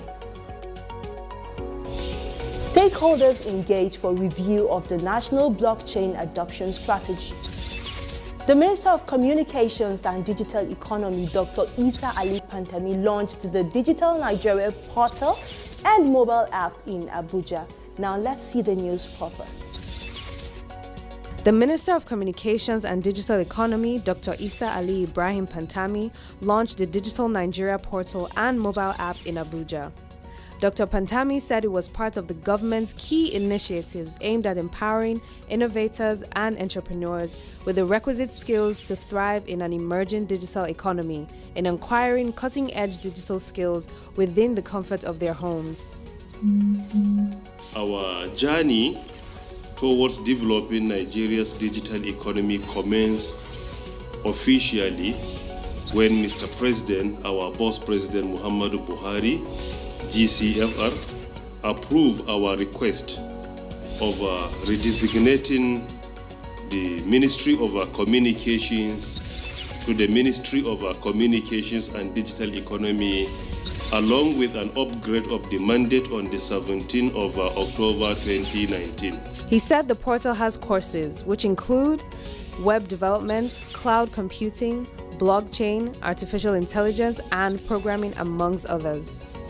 The platform will be updated from time to time to equip Nigerians with digital skills, which is in line with President Muhammadu Buhari's administration's agenda for a digitized Nigeria. The development of our national digital economy policy and strategy for a digital Nigeria has 8 major pillars. Number 1 is developmental regulation. Number 2 is digital literacy and skills. Number 3 is solid infrastructure. Number 4 is service infrastructure. Number 5 is digital services. Number 6 is soft infrastructure. Number 7 is digital society and emerging technologies. Number 8 is indigenous content development and promotion. We have recorded a number of unprecedented achievements since we began the implementation of our in-depth, that is National Digital Economy Policy and Strategy. Blockchain is the proper way the digital technology keeps all record and information of the businesses carried out in government establishments as well as private sector. The system also enables organizations to create job opportunities, improve efficiency and regulation of legal framework. The Director General NITDA, Kashifu Inwa Abdullahi, said the initiative is geared towards proper documentation, job creation, and most of all, increasing the nation's GDP in line with President Muhammadu Buhari's agenda on tackling unemployment. Kashifu called on all agencies to hit the ground running, saying Nigeria is far behind on the implementation. The $1 trillion reasons to rethink blockchain. In the report, they projected that blockchain will add $1.76 trillion to the global GDP in the next 10 years. Stakeholders at the event reiterate their readiness towards implementation and adoption of blockchain technology. Hoped and expected that the day will come in Nigeria when we will have such a participative opportunity to contribute to the policies that will drive a very important and interesting technological development. My message to everybody here is SEC supports this process and will be willing to contribute everything we have to ensure that this roadmap is successful. The adoption of the blockchain legal framework is very necessary, not just in Nigeria, but Africa at large. The system is expected to hit the ground running immediately after adoption by government agencies as well as private sector. The aim is to promote legal framework, job creation, as well as improving the GDP of the nation. From NITDA, venue of the event, I am Juliet Dangiwa reporting. This is NIDA Impact, your guide to a digital Nigeria. Now let's look at our special report for this week. Local content, preferably called Nigerian content, is a local value added to the development, design, fabrication, and assembling of ICT products in Nigeria. It is measured in monetary terms as a proportion of production cost or the proportion of indigenous manpower involved in the various stages associated with the provision of an ICT service in Nigeria. Local content establishes a deliberate focus on skills, technology transfer, use of local manpower, and local manufacturing in the ICT, where the needed ICT capabilities can be sourced from within Nigeria and among its indigenous talent. Nigerian ICT goods and services are given priority. The policy has directly led to the creation of jobs and a pool of wealth, saving Nigeria the foreign exchange that would have been spent purchasing these goods and services abroad. It has also prompted the localization of data, hosting of websites and domain names. The guidelines require companies working within the sector to rely on local content and achieve this by providing a clear-cut local content plan. The guidelines also require that original content manufacturers, OEMs, utilize at least 50% local content by value either directly or through outsourcing to local manufacturers engaged in any sector of the product value chain. ICT companies are also required to register entities with predominant representation of Nigerians, up to 51%. The evolution of regulations and guidelines began in the early 2000s when the federal government of Nigeria recognized the need and role of ICT in the development of a digital country. The federal government perceived that ICT was going to be central in the development of a digital country and central to the development of the economy. A circular was passed in 2008 mandating NDAs to patronize made in Nigeria ICT goods and services. In December 2013, NITDA issued the guidelines for Nigeria content development in ICT as a coherent framework for the development of ICT in Nigeria.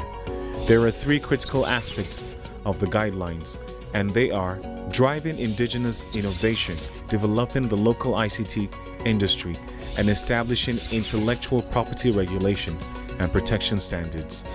The Office for Nigeria Content Development in ICT was established in 2015, and since then, implementation of the policy has begun in earnest. There was a review of guidelines in 2019, in line with NITDA's mandate to promote the development of IT in Nigeria, and in accordance to the Executive Orders 003 and 005 of the Federal Government of Nigeria for the promotion of indigenous ICT content in the country.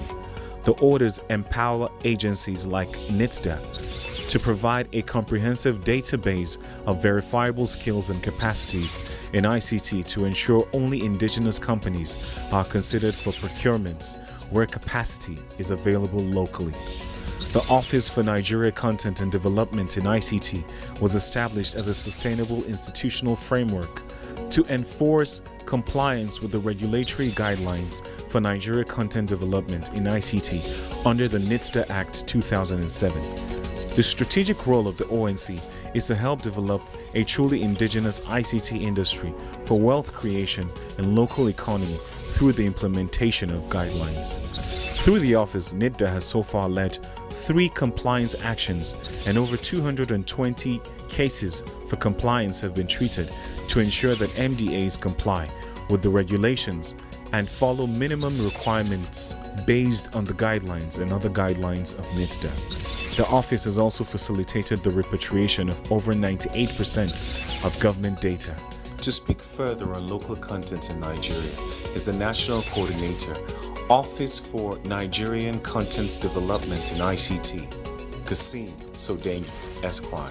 Sometime in the early 2000s, the federal government, by the then president of the country, President Olusegun Obasanjo, recognized early the need and the role ICT was going to play in the development of a digital country, and he also uniquely perceived that ICT was going to be central to the development of the economy. And the question then arose whether Nigeria was going to be an income-dependent country for ICT services and goods, and whether, considering competitive or comparative advantage, Nigeria should play actively in development of the goods and services in ICT, not only for services or goods that Nigeria needed or needs at that time, but also be able to be a net exporter of ICT services. That led to a committee being formed on the enhancement of Nigerian software, considering also the amount of software being consumed by the financial services industry. And then subsequently, a circular was issued in 2008 directing all MDAs, under some framework to patronize made in Nigeria goods and services, ICT goods and services. However, when we fast forward to 2013, there was a need. The circular was a policy of government, it was an administrative and then a policy document, but then it didn't have penalties and didn't have clear obligations for MDAs. Therefore, in 2013, the National Information Technology Development Agency, under the auspices of the Ministry of Communications back then, issued the guidelines, the first guidelines for Nigerian content development in ICT.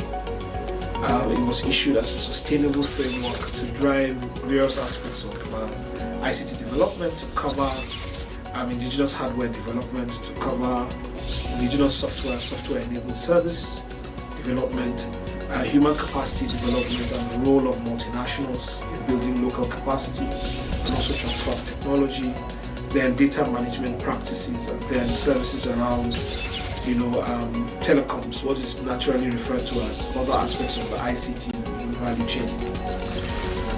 In 2015, NITDA set up a vehicle to pay attention and drive implementation of that guideline. The Office for Nigerian Content Development in ICT was therefore established by NITDA, and then the first set of pioneer staff and leadership of the office were recruited by NITDA to drive the implementation of the guidelines.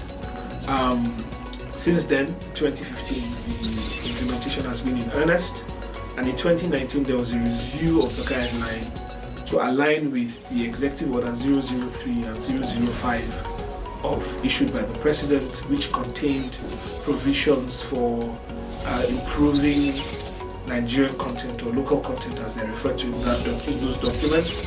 The first was to increase the patronage of local goods and services by MDAs. The second was to also ring-fence certain areas of technology broadly and ICT as part of that, where science and technology, where ICT goods were mandated for purchase or patronage or development in collaboration with MDAs.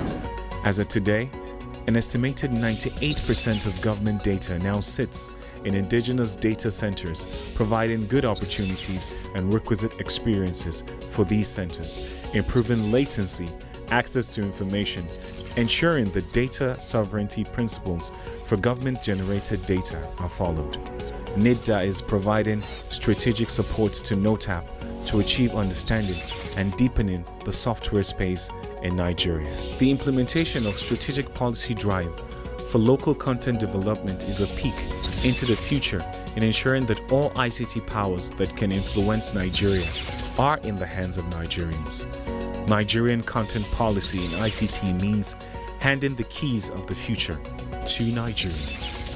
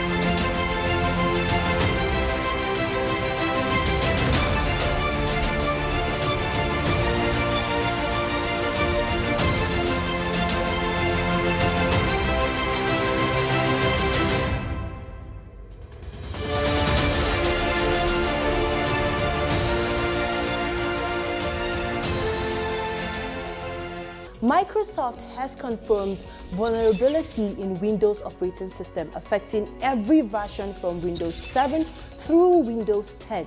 Now, Google discovered the critical flaw which is currently being exploited by hackers. Here's what you can do until Microsoft patch is released.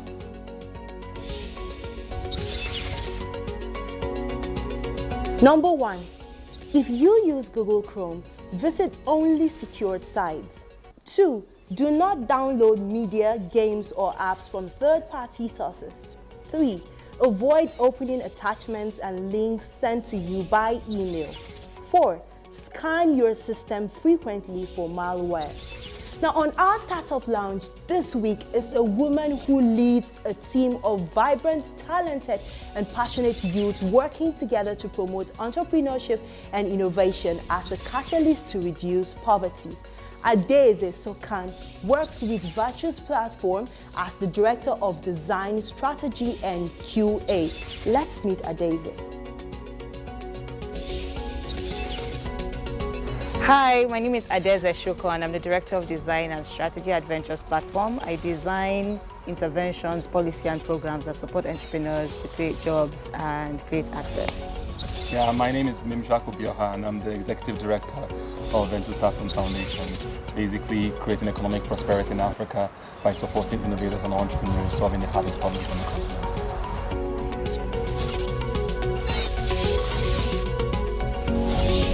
NIDA has run quite a number of programs that have been insightful and helpful to the ecosystem. They've been able to connect startups to resources and business advisory services through their regular startup clinic programs. They've also provided like an international stage, connected startups to an international audience, exposing them to more funding, more networks, and access to more market through the GITEX program. More insightful one is the NIVE, the National ICT Innovation and Entrepreneurship Vision that is creating an enabling environment for entrepreneurs to thrive by recommending a bunch of policies. So they've done quite a few things in the ecosystem that's making some good strides. I think for once we have a NIDA or rather an OIE that's more open to collaboration with the ecosystem. Yep. So I'm constantly engaging with the various stakeholders, whether it's the hubs or the other programs or the investors, and also very interested in creating the relevant policies that would enable the ecosystem to thrive and grow. Yeah. But I think that as with government and anything policy related, it's always quite a hurdle and it's always quite slower than expected. Yeah. But I think for once we're actually making progress in the right direction.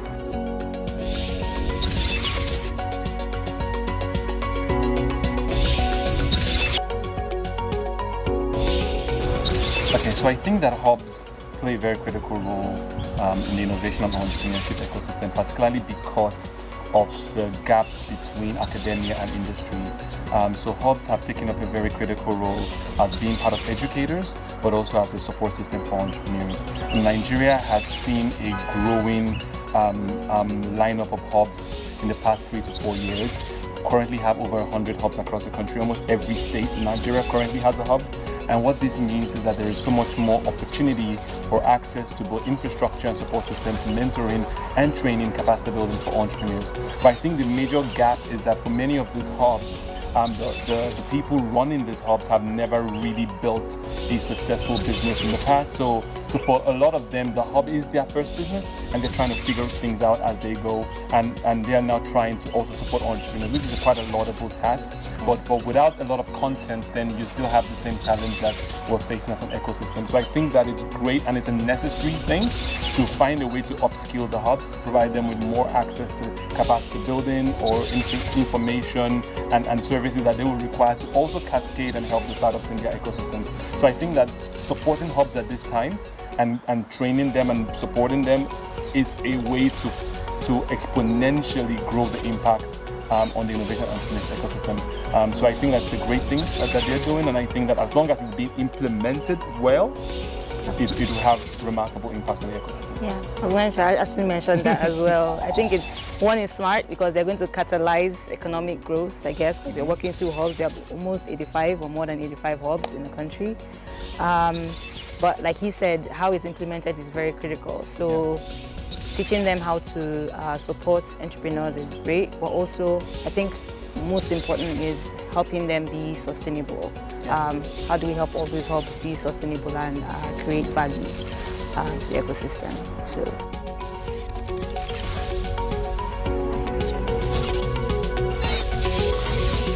So, you know, digital entrepreneurship is a trigger for any digital economy. According to World Bank, there are like 5 pillars that make up a digital economy: digital platforms, infrastructure, financial services, skills, entrepreneurship. And entrepreneurship, I believe, is the one that can catalyze any digital economy. Why? Because we know that entrepreneurs have the innovations that make societies better. And how do they make society better? They create jobs. Entrepreneurs create jobs. Entrepreneurs create access, that is improving standards of living through the products and services they provide. We've seen entrepreneurs in different sectors of the economy, and leveraging technology just makes that even faster, right? So if we support entrepreneurs, there's research that shows that there's huge impact on the economy in terms of jobs, in terms of revenue growth, in terms of creating access and just improving lives in general. So I would say that digital entrepreneurship plays a critical role, and that should be where development partners, government, so it's really great that NIDA is carving that niche to support grow the digital economy, and CSOs and the private sector need to collaborate to support digital entrepreneurship. Yeah, I think for me, digital entrepreneurship or entrepreneurship in general is the most sustainable way to solve problems. While we have a lot of government programs and initiatives that typically would end with that particular government cycle, so it's typically 4-year terms, and if a government comes back, maybe they extend it for another 4 years or 8 years at most. Many of these initiatives are not sustainable, which means that a new government comes and starts a whole new set of initiatives, or NGOs and CSOs that will typically work with funding cycles, which are typically a year, and if it's long term, it's maybe 4 years, but then once the funding ends, the program ends, and that intervention or whatever the impact was supposed to create ends with that.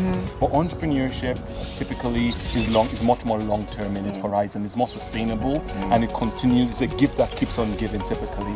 And we can use a ton of examples from companies like Paystack that enabled a lot of small businesses across the country be able to accept payments, or M-Pesa that literally transformed the whole economy of Kenya. But we can see how literally you can match entrepreneurship and economic prosperity or economic impact in any society or any community. And I think that digital entrepreneurship particularly now takes a more central stage, especially with COVID-19 and the weight and the state of the world today. One of the things that we've been talking about and clamoring for is the future of work, which is being more digital, more virtual. But I think COVID-19 literally just pushed us into that future.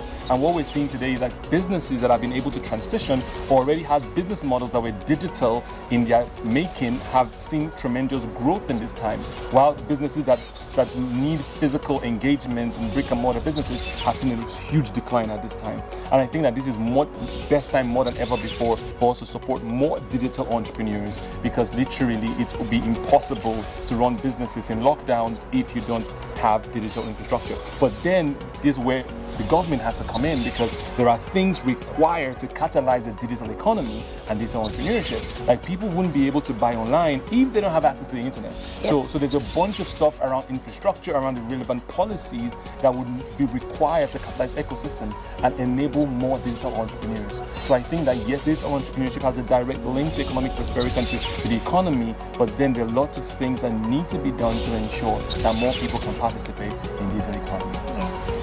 The Honorable Minister of Communications and Digital Economy, Dr. Isa Ali Ibrahim Pantami, FNCS, FBCS, FIIM, cordially invites you to the commissioning of the National Center for Artificial Intelligence and Robotics, scheduled to hold on Friday, 13th November 2020 by 11 a.m. The center is a federal government intervention under the supervision of Ministry of Communications and Digital Economy, facilitated by NIDA to foster the development of emerging technologies and prepare Nigeria for the fourth Industrial Revolution in line with the National Digital Economy Policy for a Digital Nigeria. The newly completed center is equipped with state-of-the-art facilities. These include Digital Innovation Lab, Makerspace and Fab Lab infrastructure, printed circuit board facilities, 3D printer, Abuja MIT REAP office, co-working space for startups, and training facilities. This is another milestone in President Muhammad Buhari's economic diversification agenda to unleash Nigeria's prosperity. Announcer Malam Kashifu Inua Abdullahi, CCIE Director General, NITDA. The National Information Technology Development Agency, NITDA, is a federal government agency established to develop and regulate information technology IT in Nigeria. The agency has opened its application for sponsorships of Nigerian startups to the upcoming 40th edition of Gulf Information Technology Exhibition GITEX, taking place at Dubai World Trade Center, Dubai, United Arab Emirates from the 6th to the 10th of December 2020. The agency is therefore calling for innovative technology and technology-driven startups with solutions in the following areas: 5G, artificial intelligence and augmented analytics, transportation, digital economy, cybersecurity and resilience, cloud and edge computing, blockchain technology. Note that all applications will be considered and scored by a panel of judges from within Nigeria technology startup ecosystem based on a set of eligibility criteria. Interested applicants are to visit http://bit.li/nidda-GITEX 2020 to apply. Announcer, Management.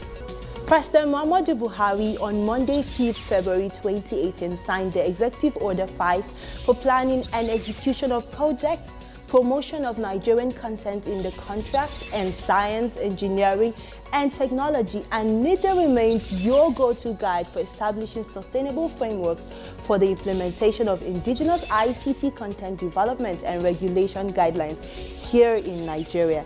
Now, until we come your way next week, on behalf of the Minister of Communications and Digital Economy, Dr.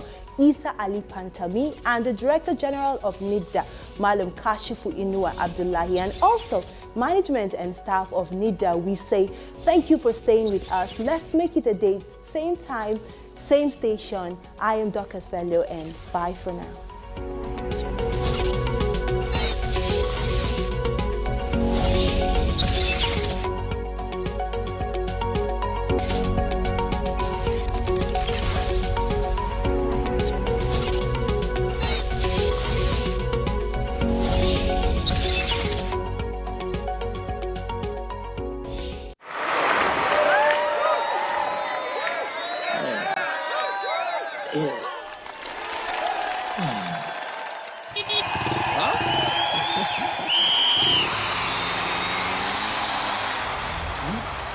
Latest entrant, latest technology. Welcome to Entel 4G LTE Advanced and experience super fast internet access today. Visit entel.com.ng or any of our stores in Lagos, Abuja, and Port Harcourt to get started. Entel. Live more.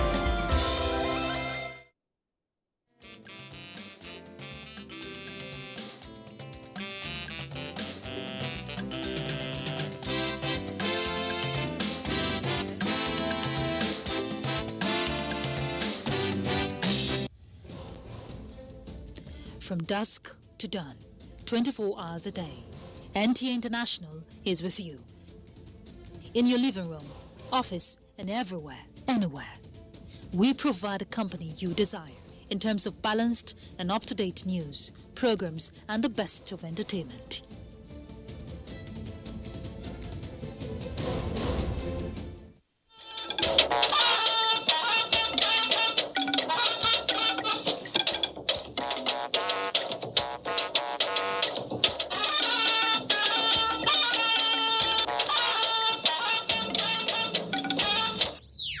Nigeria enjoys very good bilateral relations with your respective countries.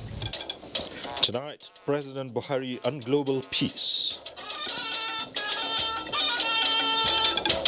I am in no way suggesting that people should be meek and mild. Former Ghanaian president dies from COVID-19 complications as the West African Health Organization warns of second wave of COVID-19 pandemic. I am confident that Nigeria will achieve food security in producing most of what we eat. Expert examines the economic implications of the National Young Farmers Scheme.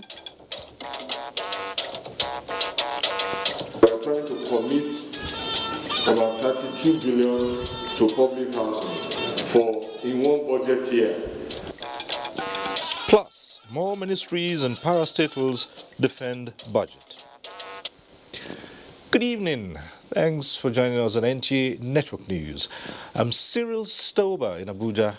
Hingino John Adams joins us from Lagos. President Muhammadu Buhari says the survival of humanity depends largely on how well the international community can effectively collaborate and cooperate towards attaining goals set for global peace and economic prosperity. The president stated this while addressing 4 new ambassadors posted to Nigeria on tour of duty by their countries. State House correspondent Adam Sambu has the details.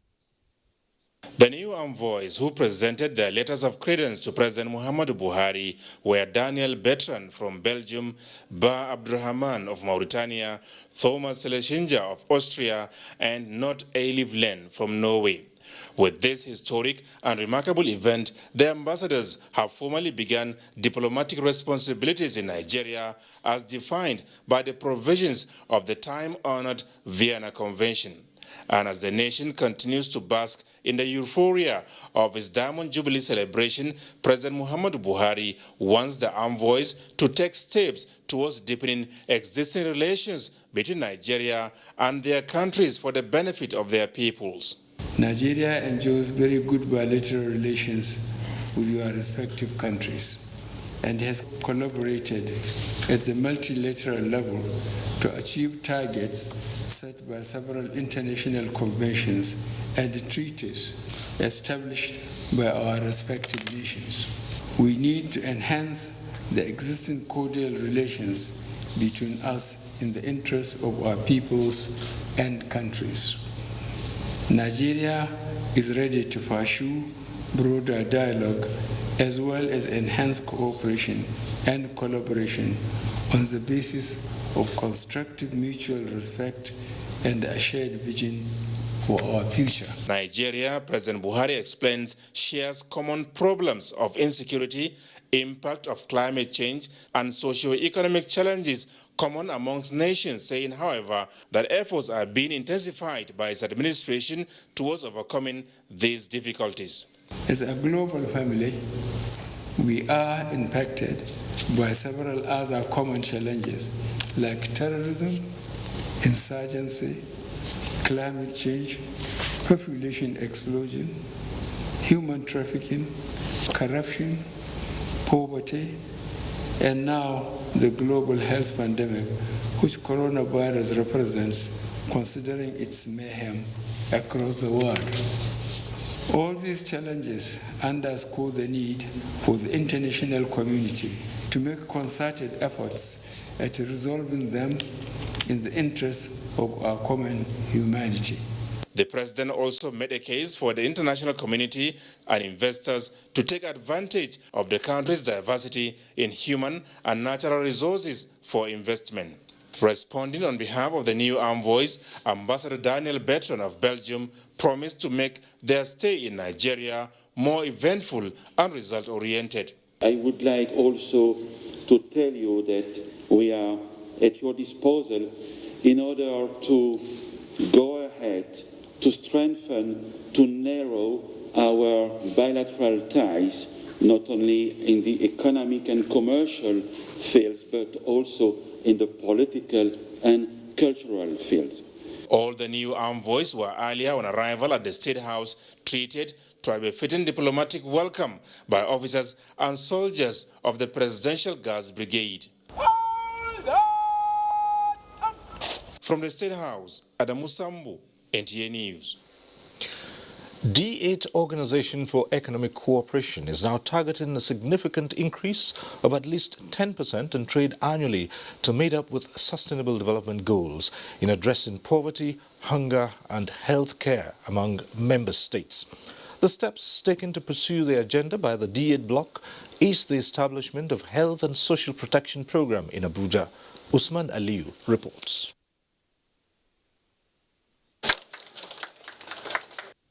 With these The D8 Health and Social Protection Program Office, facilitated by President Muhammadu Buhari, demonstrates determination in the commitment by the Nigerian government on her pledge in the counterpart funds for the success of the bloc's decades of existence and prosperity. The 8 countries has a combined economy of $4.5 trillion, but the trade is less than $1 billion, and the new Health and Social Protection Program is deliberately capturing improvement in the cooperation, beginning with a 5-year plan of 10% annual increase in the volume of trade. The task ahead of us is daunting and requires concerted efforts of member states and relevant stakeholders. In order to achieve the core objectives of the program and ensure its success, I wish to solicit the political will of member states towards the realization of this initiative through prompt funding and technical cooperation. Secretary General of the D8 Bloc, Ambassador Datoku Jafar Kushari, joins the session live on the stream and acknowledged the support by the Nigerian government. As we commence operation, we will be supporting member states through resource mobilization. We will be supporting member states through use of evidence of data for performance and impact and then results. We will also be supporting member states through innovative financing and then health rates. Bangladesh, Egypt, Indonesia, Iran, Malaysia, Nigeria, Pakistan and Turkey met up the D8 bloc. In Abuja, Usman Aliyu, NTA News. On Tuesday, the President relaunched the National Agricultural Land Development Authority, NALDA, which has been in limbo for more than 20 years. The aim is to spur more youths to take interest in farming. The President added that more will be done to expand, modernize and revolutionize agriculture, which is the most important asset of the country. He also directed that all NALDA's abandoned farm estates be retrieved to enable thousands of young men and women engage in farming. Now, to speak more on this and also on the economic implications, I have with me Prince Paul Ikone, the Executive Secretary, National Agricultural Land Development Authority, NALDA. Thanks for joining us on Network News. Now, just how many youths are you targeting on this program? We are targeting 774,000 youths in this phase of the program, National Young Farmers Scheme. And it's very simple. 1,000 youths from each local government to be engaged in crop farming and animal husbandry. Okay, that's the first phase. So that's just as the second phase. Yes. And that would also be how many? Same number? Same number, because we are doing first phase in 18 states. All right. And then in that 18 states, in each state we do 6 local governments in every state in the 18. And until that covers all the local governments? Until that covers all the local government, then we'll proceed to the next. What's the criteria for selecting the beneficiaries? You must have to come from a community, you must be a Nigerian, you must be a youth and willing to go into farming. Yes. That's all. And that's just whether graduate or non-graduate, it doesn't matter. But the most important thing is be a Nigerian, come from a community and get the desire, the willingness to farm. What are you looking at in terms of the impact on food security here? It's going to be huge on Nigeria. It's like the president says, it's going to revolutionize the country. We are looking. You can just do the figure on top of your head. So far, we've done like about 10,000 goats. And in some local government already, and in the next 6 months, those ones will start giving birth, and then from there, another set. And we're doing a set of rabbits as well.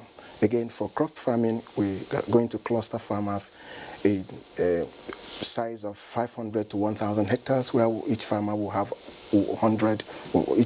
1 hectare to himself. So now that we'll do the land preparation, we'll provide input for them, and also arrange for the off-taking. So what that means is that as a farmer, you are sure of what you are farming, and you are also sure of the off-taking.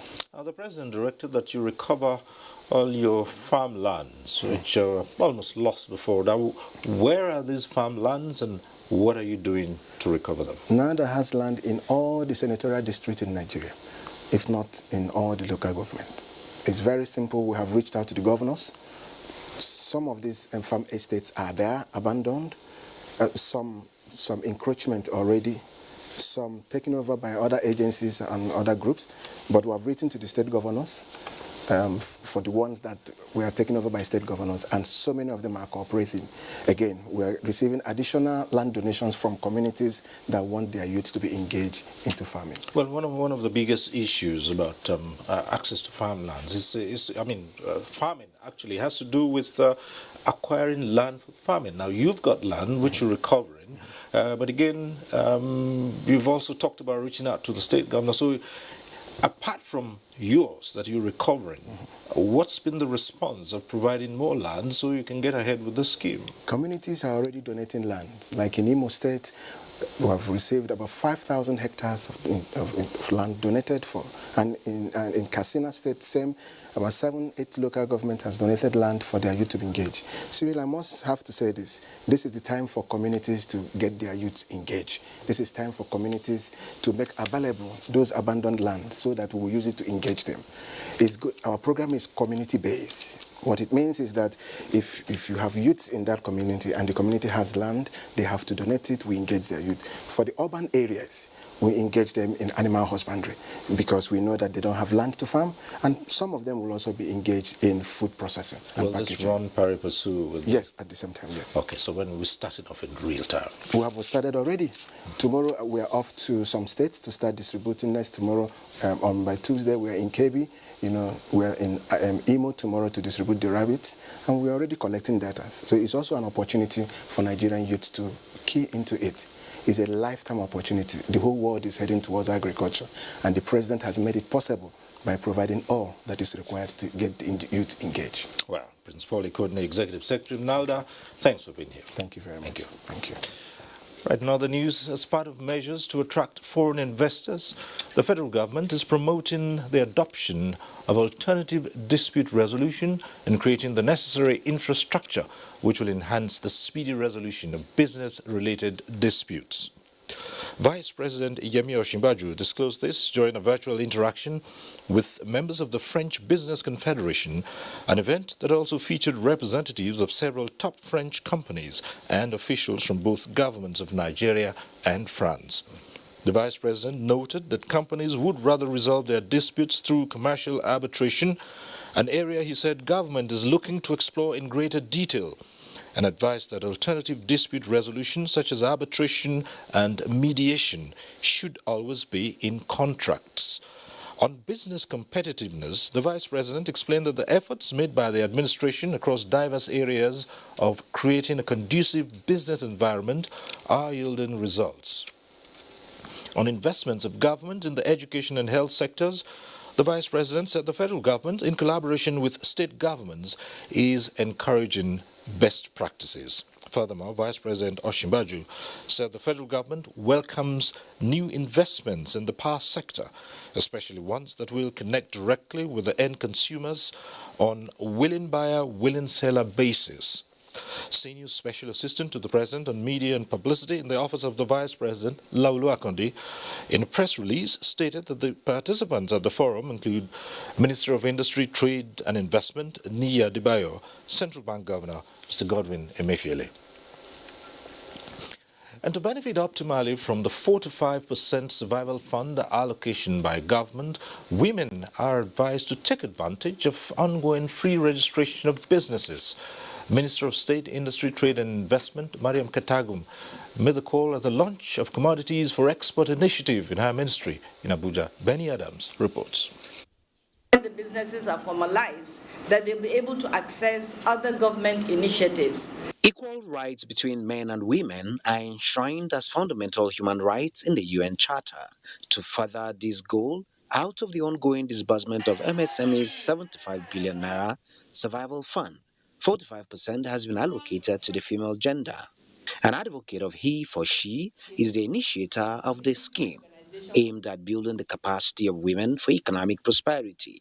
GIC aims to harness available resources, human, financial, and technical, to help strengthen the capacity of women in the department and equip them to empower others to unleash the economic potentials of women in the commodity and export trade subsector through impactful programs and activities. The women are expected to benefit from the various support initiatives under the Survival Fund to add value to commodities that meet export quality.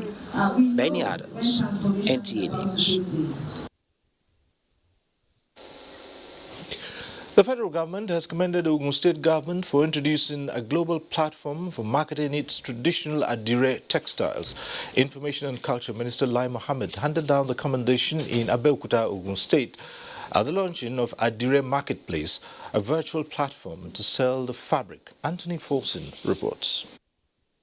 The Adire Marketplace is an online mall to promote virtual sales of Adire fabrics. It is a platform designed to increase the export of Adire fabrics, market size, and internally generated revenue of the state. Commending Ogun State government for the initiative, Lai Mohammed said, with the launch, Ogun State Adire merchants have been put on the global market, thereby ensuring economic viability and sustainability for their trade.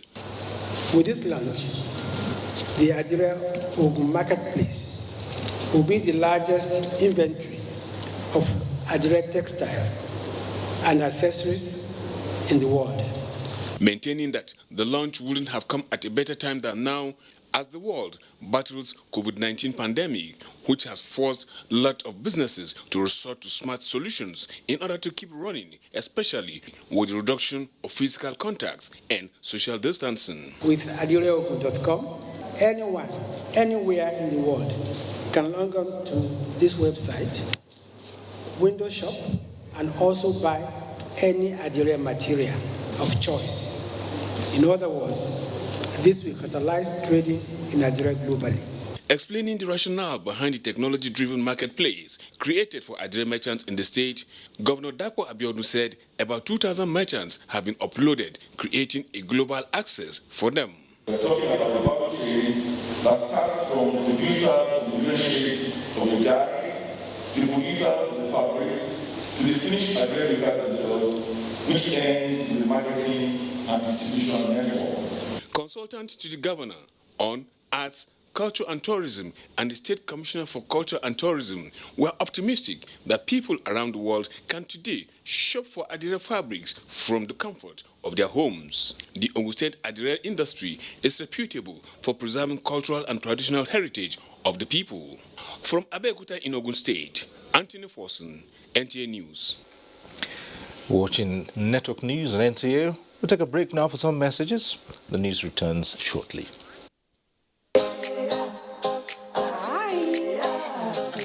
Really? Yes.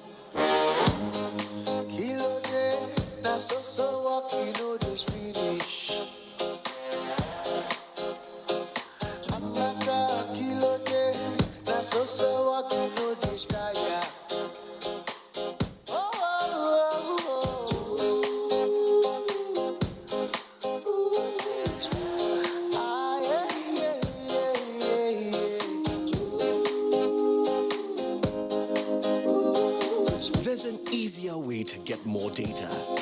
Get more out of life with the new Airtel data plans. Dial *141# now.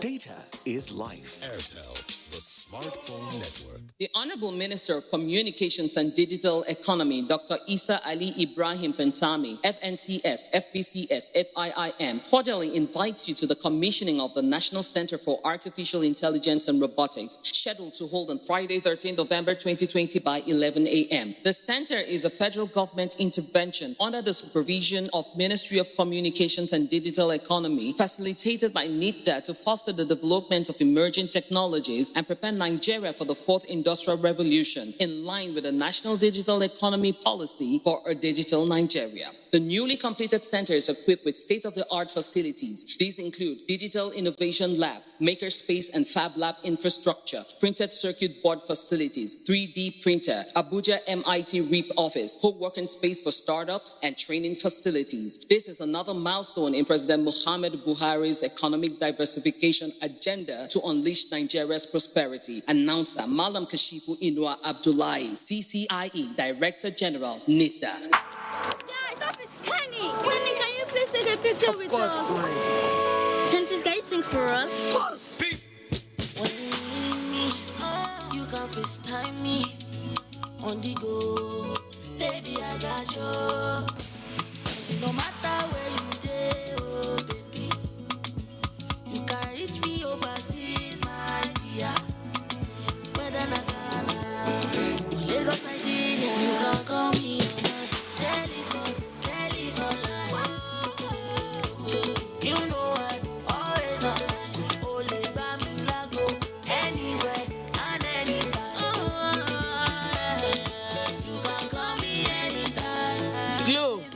Berekete. Introducing Berekete. Activate a new Glow SIM and get 600 Naira free credit plus 700% bonus on every recharge and up to 100% bonus on data plans. Glow Unlimited. The Honorable Minister of Education, Malam Adamu, hereby invites interested and qualified Nigerians to participate in the 2021-2022 Federal Government Scholarship Awards for Bilateral Education Agreement, BEA, first category, undergraduate studies, tenable in Russia, Morocco, Algeria, Hungary, Egypt, Tunisia. Second category, postgraduate studies, tenable in Russia for those whose first degree were obtained from Russia, China, Hungary, Serbia, Mexico. All qualified candidates are advised to visit Federal Ministry of Education's website www.education.gov.ng, click on federalscholarship.gov.ng and click on Federal Scholarship Board icon on the homepage, read guidelines and then complete the application form online. Print the completed application form. For further inquiries, contact fsp@education.gov.ng, telephone 080-7788-4417. Architect Soniti Echano, Permanent Secretary, Federal Ministry of Education, announcer.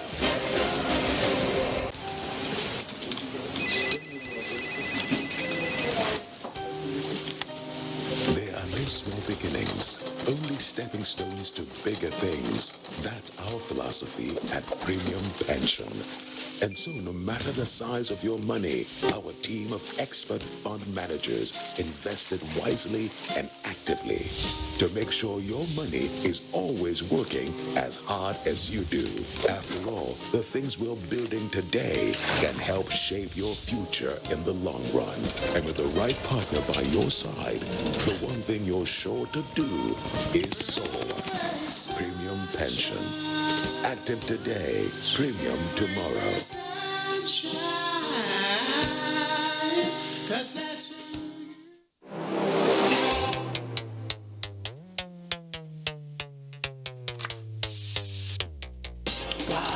Sticky, spicy, sweet.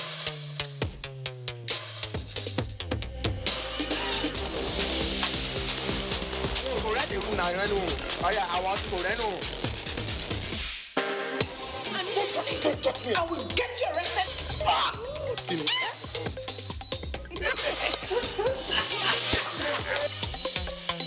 Carefully, very, very witty.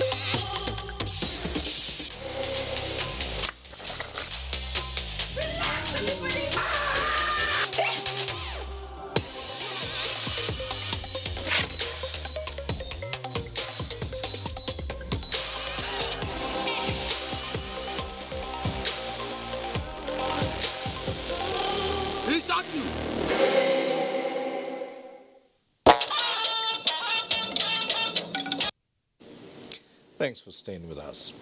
The Federal Ministry of Works and Housing is to complete the construction of the remaining 2,140 units of houses under the National Housing Program in 34 states and the Federal Capital Territory in 2021. Minister of Works and Housing Babatunde Fashola was speaking at the Ministry's 2021 Budget Defense before the National Assembly Joint Committee on Housing. Ignatius Umko reports. Minister of Works and Housing Babatunde Fashola appeared before the National Assembly Joint Committee on Housing for another budget defense. In focus this time was the 76.4 billion naira appropriated to the housing sector in 2021 budget. So the essence of these details is to help the committee in appraising the previous provisions and recommending appropriate provisions for the ongoing projects and new projects that will enhance the quality of life of Nigerians.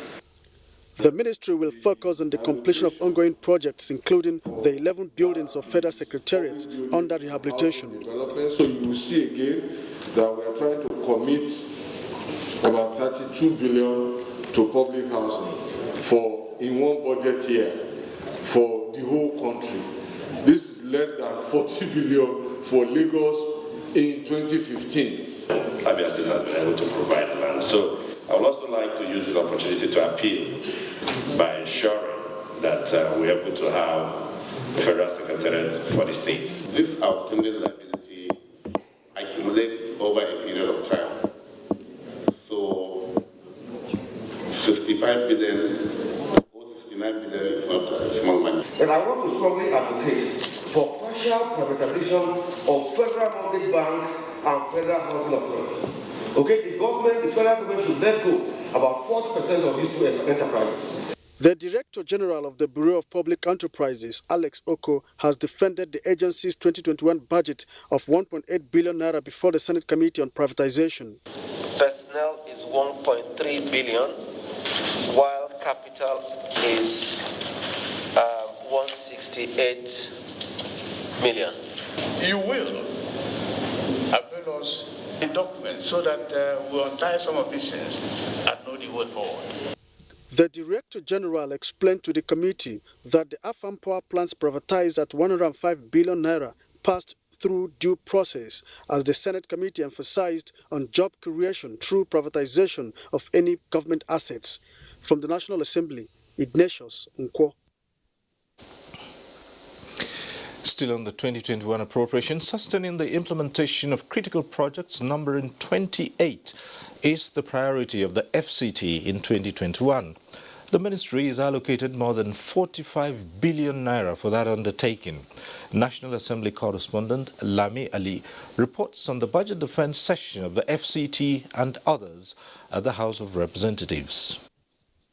The FCT ministry explained to the Committee on FCT that the entire project to be implemented within the capital city and satellite towns as reflected in the budget proposal are ongoing.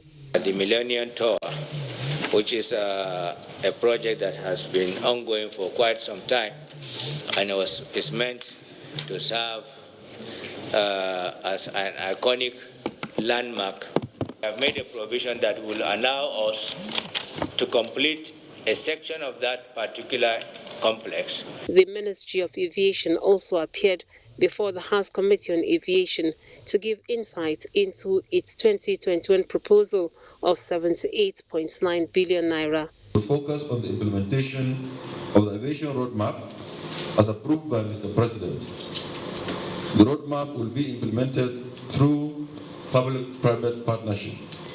The committee is counting on you as a former member of the House to provide us with necessary information that will assist us in passing this budget in good time. Meanwhile, the House Committee on Public Procurement has urged the Bureau of Public Procurement to improve on its monitoring of projects for enhanced service delivery. The committee will intensify its oversight function with a view to strengthen the Bureau to build and sustain an efficient country procurement system that meets international best practices. The Bureau was exempted by Mr. President from the lockdown. We were allowed to work all through the period attending to the submissions of various agencies. During the budget performance scrutiny of Nigeria Building and Road Research Institute, the House Committee on Science and Technology urged that it should channel its resources to youth empowerment. Foreign firms still dominate the building and construction industry. Is it that NIBRI's mandate hasn't been achieved the way it should be? Because Nigerians should patronize their own locally made indigenous technology. House Committee on Media and Public Affairs during a briefing says standing committees will hopefully from next week start submitting reports on the 2021 budget. From the National Assembly, Lami Ali, NTA News. Vice President Yemi Osinbajo says one of Nigeria's main priorities now is getting the COVID-19 vaccine. The Vice President said this at the opening session of the virtual edition of the Paris Peace Forum, which featured presentations by some heads of state and government alongside international organizations on a collective response to the COVID-19 pandemic. State House correspondent Jide Onifade reports. Vice President Yemi Osinbajo at the event said the priorities of Nigeria in the post-COVID-19 era include improved healthcare and the economy, saying there is the need to keep the virus under control. And getting the COVID-19 vaccine is a matter of utmost concern. Nigeria, he said, was encouraged by the efforts of the World Health Organization and other international agencies working to ensure that vaccine delivery will be equitable across all countries, regardless of the priority of orders and ability to pay. Underscoring the importance of prioritizing interventions and investment in the healthcare system, the Vice President is encouraging private investment to upscale the nation's health sector, with emphasis on improved facilities and affordable universal health care. Restating the call for debt relief for developing countries, the Vice President said the pandemic underscores the need for adequate financial buffers to cope with what he described as the Black Swan events.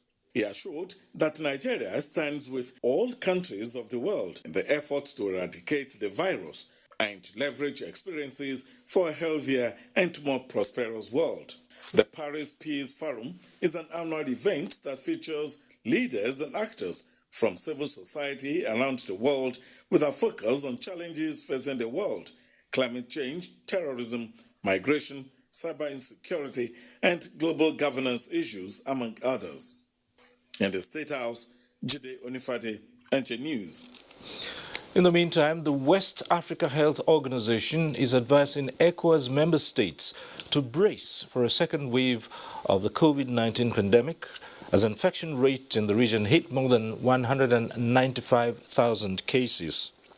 Director General of the organization, Professor Stanley Okolo, gave the warning in his presentation to the ECOWAS Parliament delocalized meeting on agricultural production, food security, and the fight against COVID-19 underway in Bissau, capital of Guinea-Bissau.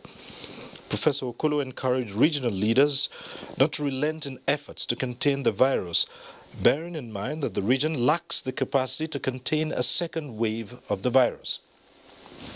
West Africa, he notes, neither produces the vaccines nor the funds for the needed vaccines for her people, and may not have early access to those produced in developed countries. These, he advised, are enough reasons for leaders of member states to emphasize on the use of face masks, observance of personal hygiene, and other safety measures to prevent a second wave, as is already witnessed in countries in Europe.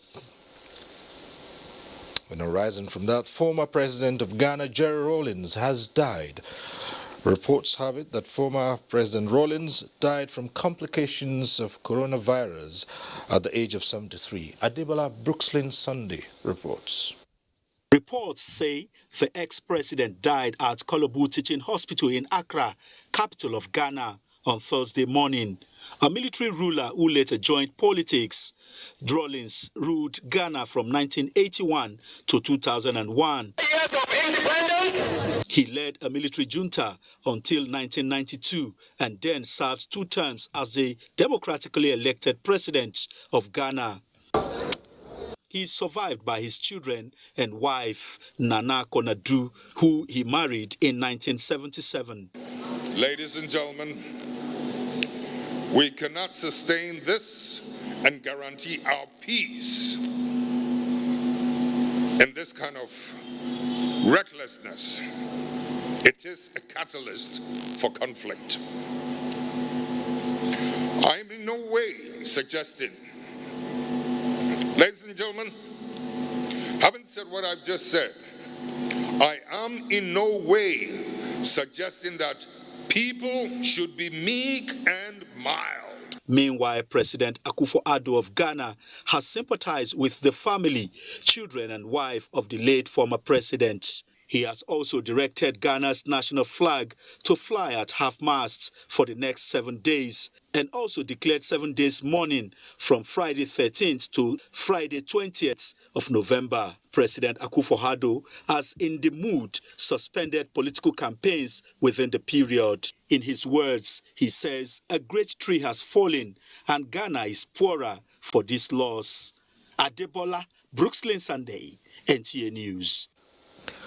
Meanwhile, President Muhammadu Buhari has sent his heartfelt condolences to the government and people of Ghana over the passing of the country's former president, Jerry Rawlings, at 73, affirming that the entire African continent will sorely miss the sterling qualities of the great leader. In a statement by his special advisor, Media and Publicity, Femi Adesina, President Buhari believes the passion, discipline, and moral strength that the former Ghanaian leader employed to reposition his country over many years continues to reverberate across the continent and beyond. The president notes with commendation the unique role the former president played in strengthening political institutions in his country and Africa, and joins family, friends, and associates of the former Ghanaian leader in mourning his departure, assuring that the ideas that Rawlings postulated will always be remembered. The positive impact of the Buhari administration has continued across the nation, especially at the grassroots, with the inauguration of 100 kilowatt solar hybrid rural electrification project in Eka Awiki community in Ikwo Council area of Ebonyi State. The locals expressed optimism of an enhanced socio-economic activity. Kingsley Okoro reports. Eka is one of the remote communities in Ebonyi State that has suffered untold hardship due to lack of electricity in the area over the years. With the construction of 100 kilowatts project in the community, the people of the area, whose joy know no bound, thank the federal government for the initiative, stressing that the project will not only give a boost to their businesses, but will reduce urban migration. In memorial, we have nothing like light. Lives will be touched here. Employment will be generated, and the rural economy will definitely improve. Aims to show the rural dwellers a sense of belonging, the Minister of State for Power, Godi Abba, urged the benefiting communities to take advantage of the project to achieve the desired objective. It is so receptive to have a cloud as large as this to receive us, and to welcome this project, which will help not just the elite, but the young and the old. In Eka Awiki community here in Ebonyi State is one of the communities that benefit from the first set of grants under the Rural Aviation Fund. The Deputy Governor of Ebonyi State, Dr. Kelechi Igwe, while inaugurating the project, commended President Buhari-led government, adding that the project will assist industrializing the community. I want to take a guarantee of the company, of the community, to you, that this infrastructure and facility is safe and will be secure. He appealed for more of this project for the good of Ebonyi people. In Abakaliki, Kingsley Okoro, NTA News. Time now to link up with Hingino in Lagos for more reports on Network News. Hingino, it's over to you. Thank you, Cyril. The federal government initiative on poverty eradication and support for the micro, small and medium enterprises instituted in collaboration with the Bank of Industry is yielding positive results as more than 300 all artisans from the southwest have benefited from the federal government's disbursement of 75 billion naira COVID-19 survival support fund, which has gone underway nationwide. Diana Ajale reports that the group of first clusters of beneficiaries converged on Lagos to express gratitude to the government for the kind gesture. There are fashion designers and beneficiaries of the COVID-19 Survivors Fund. Selected from the southwestern states, their joy knew no bounds as they unexpectedly received 30,000 naira bank alert for free, few weeks after online registration. I just thank God for those people who arranged this thing from maybe by October. So we get our alert and October ending. Fashion design is the one that affected too much because we don't do work, no anything, but I'm very grateful as I did the 30,000. I use it to buy materials to my shop and I'm using it. Special Assistant to the President on Micro, Small and Medium Enterprises, Tola Adekule Johnson, noted that the gesture is to lend a helping hand to petty traders affected by COVID-19 lockdown and encourage interested persons to start up small and medium-scale businesses to put them back on track. The government thought in its own wisdom that how can we support different clusters of people? There are people for the payroll support. Those are different clusters. There are people for the artisans and transport. When we start the one for the payroll support, you will see people across the country that will go and ask businesses that, okay, did you actually apply for this? And they'll go and ask staff, do you work in this company? We're actually trying to monitor, to a large extent, that what was approved is what is being done. The gesture, which is expected to be replicated across the 6 geopolitical zones, will reach out to 5,000 traders in each zone. The COVID-19 Survivor Fund was coordinated by Bank of Industry. In Lagos, Diana Ajale, NTA News. Now, Stallion Bajaj Auto Keke Limited, the world's largest manufacturer of 3- and 4-wheelers, has launched the RE250 Keke into the Nigerian market. Abolore Ogbara, who was at the unveiling of the Super Keke in Lagos, reports that this is one of the company's desire to provide a better, stronger, and more reliable transportation system for Nigerians.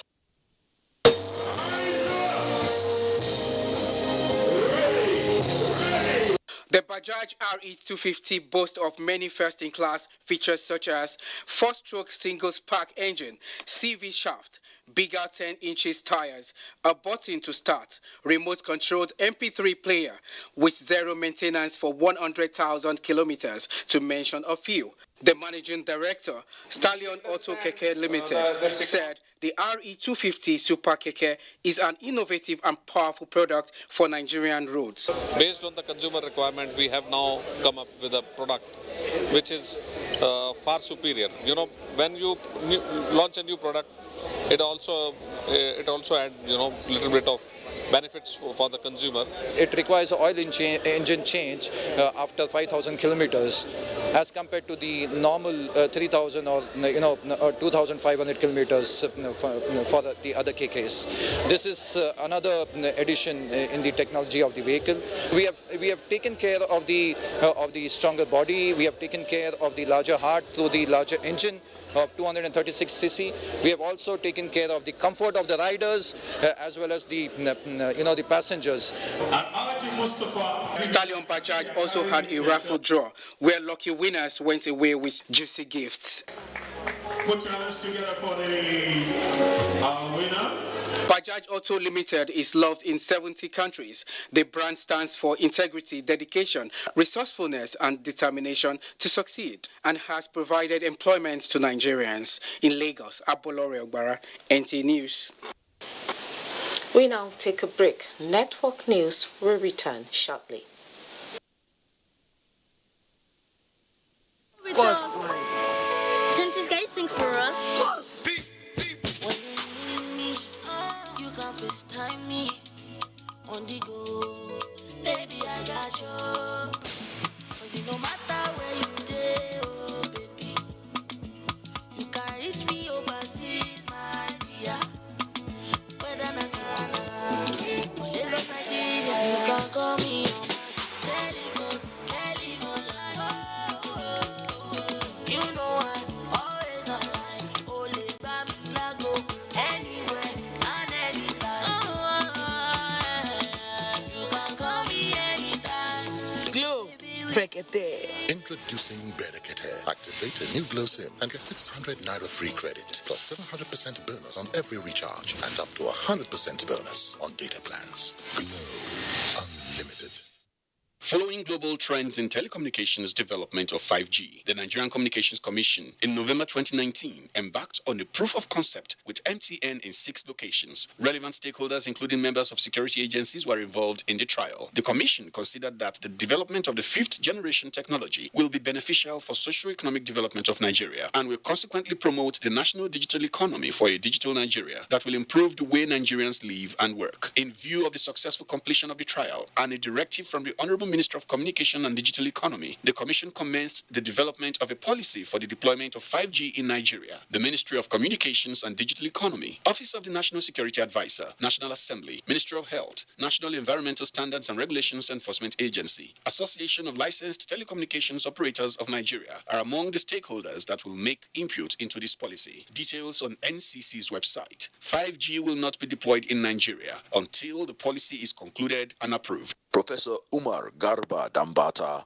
Executive Vice Chairman, Chief Executive, Nigerian Communications Commission, announcer.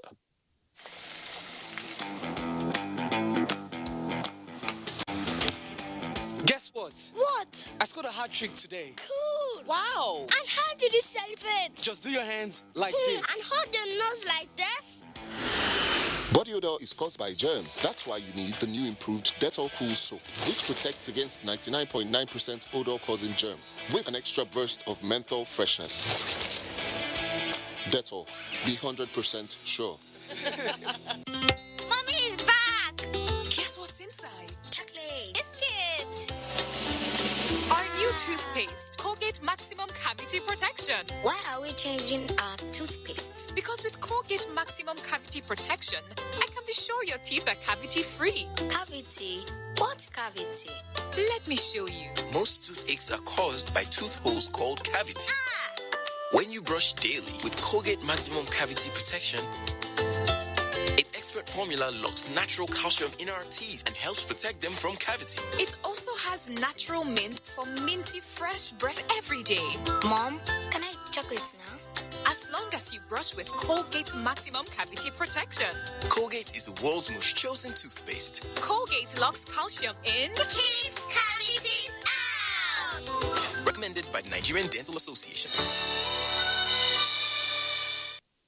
With total submission to the will of God, the Public Service of the Federal Republic of Nigeria announces the passing on to glory of Babatunde Lawal, Permanent Secretary, Cabinet Affairs Office, Office of the Secretary to the Government of the Federation, and Deputy Secretary to the Federal Executive Council, which sad event occurred on Friday, 6th November 2020, at the age of 56 years. Burial program is as follows. Friday, 13th November 2020, service of songs and evening of tributes, 4 to 6 p.m., International Conference Center, Area 10, Garki, Abuja. Saturday, 14th November 2020, funeral service at the National Christian Center, behind Central Bank of Nigeria Headquarters, Central Business District, Abuja. Time, 8:30 a.m., interment at Gudu Christian Cemetery, Abuja, immediately after the funeral service. May his gentle soul rest in peace. Dr. Morris Nnamdi Mberi, announcer.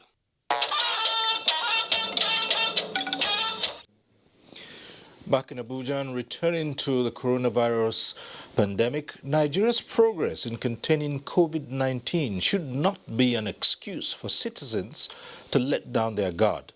Chairman of the Presidential Task Force on COVID-19, Boss Mustafa, says noticeable disregard for COVID-19 protocols in places of worship and other mass gatherings is not only worrisome but dangerous.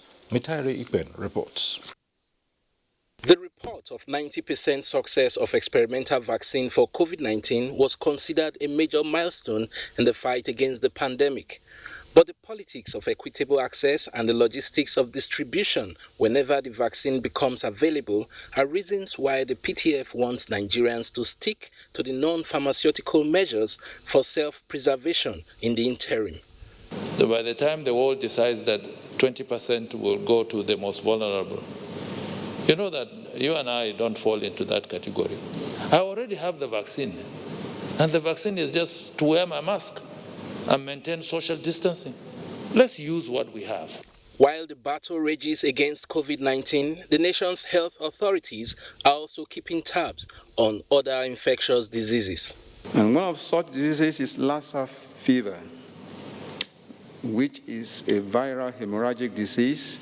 So far this year, we have recorded 1,131 confirmed cases in 27 states.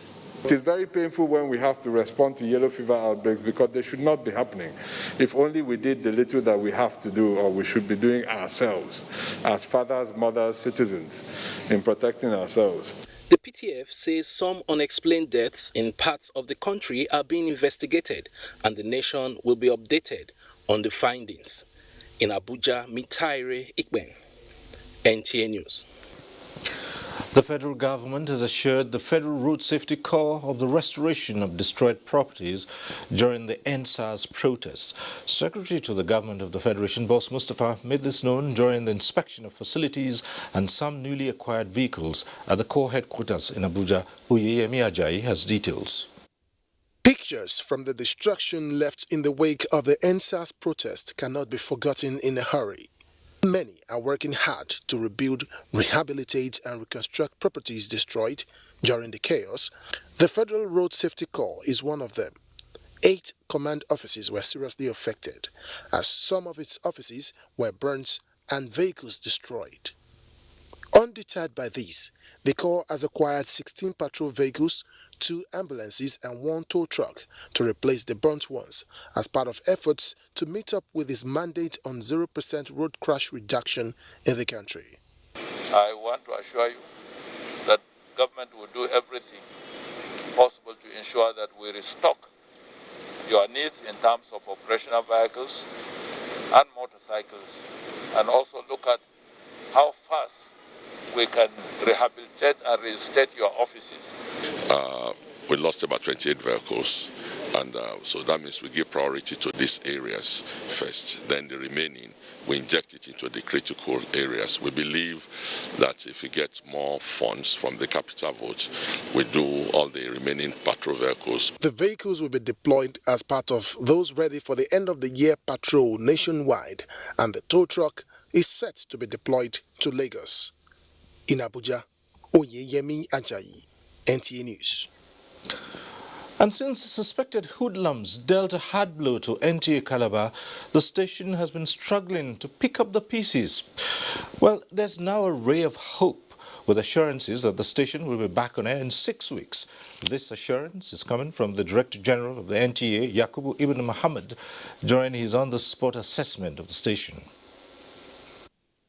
Director General was conducted round units and departments which are now virtually empty due to the weight of the looting by the suspected hoodlums. He described the magnitude of destruction as a setback, stressing that it will take a gradual process for NTA Calabar to be back on air and return to glory days. We should not be deterred by what happened. We should see it as a temporary setback. It should spur us to want to do more in the service of NTA Calabar. During interaction with staff, the Director General sues for discipline, commitment to duty, and unity of purpose to get the station back on its feet. It was not all about the sad events for staff after all, as they chose not to be dampened.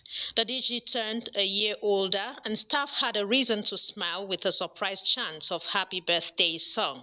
Happy birthday, happy birthday, happy birthday to you. Actually signifies hope. It means that we are not alone. We have a reliable and responsive father. Staff of the Nigerian Television Authority Calabar also promised to live up to expectations. Justina Etam, NTA News. Well, many cheers to Yakubu Ibn Muhammad as he turns a year older. The Minister of Niger Delta Affairs, Godswill Akpabio, has reiterated the resolve of the ministry to give adequate consideration to the management of the East-West Road, which at completion would gulp close to 1 trillion naira to ensure that the safety, efficiency and economic viability of the road is not compromised. A return on investment guaranteed. The minister made this disclosure at the inaugural virtual meeting of counterparts on the complementary program for the East-West project held this Thursday. Senator Akpabio noted that the huge cost of the construction of the road is due to the nature of the terrain and magnitude of the project, noting that it was also logical that an investment of this magnitude should elicit further attention for its management beyond just construction. Mr. Godwin Obaseki has pledged to develop Edo State and make it the most secure emerging commercial hub in the country. Elizabeth Moko reports that this is contained in his inauguration speech delivered shortly after he took the oath of office for a second term. First amongst the podium is the Deputy Governor, Philo Shaibu, in the oath taking administered by the Chief Judge of the state, Justice Esther Edige. Then the Governor. And that I will preserve. This was before he inspected the guard of honor and parade by men of the Nigerian police. Governor Basiki declared that he will always place the state first in all his actions and thanked all the citizens of the state, especially voters, for their trust and support. My re-election represents a new hope. I see myself as a vessel in the redefinition of democracy in Nigeria, and I am not unaware that this places enormous responsibilities on me. We will grow our social sector by constantly improving our education, healthcare system, provision of social security and safety nets, and caring for the vulnerable and the disadvantaged in our state. President Muhammadu Buhari, represented by Minister of Health, Dr. Sagi Ilhanire, while the Vice President, Professor Yemi Osibajo, was represented by Senior Special Assistant, Adobo Iyamu. PDP governors from Rivers, Delta, Bayelsa, and Sokoto states witnessed the event. In Benin, Elizabeth Omako, NTA News. Time for another quick break. Hello, madam. Would you like to join us on this mission? Yes, but how? Just one question for you. How do you keep your toilet clean? I use regular detergent and bleach for washing and removing yellow stains. I have been using it for years. Oh, madam. The regular detergents and bleach are used for washing clothes. To disinfect your toilet properly, you need Harpic 10X. It is specially made for germs and stains remover. Harpic sticker formula settles on stains and gives 10 times better cleaning compared to regular detergent and bleach. Wow! Now I'm convinced, Helen Paul. Really? Yeah. Now that she's part of the mission, the next house is yours.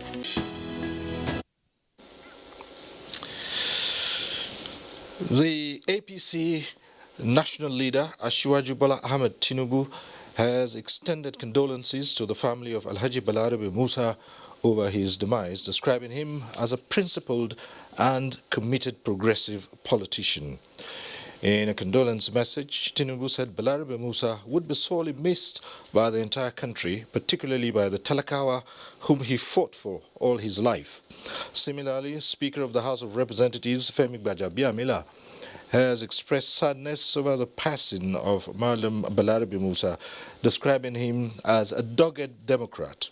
In the meantime, the National Executive Committee of the People's Redemption Party, PRP, in a statement, says Balarabe Musa was an indefatigable warrior in the battle for the liberation and upliftment of the common man. The death has been announced of Madam Mary Ekpenyong, aged 80. A service of songs will be held in her honor at her residence in Calabar on the 13th of November at 6 p.m. Funeral service will take place on the 14th at Trinity College Field, Ewa Ekeng by Calabar Road, Calabar at 10 a.m. Interment will follow thereafter.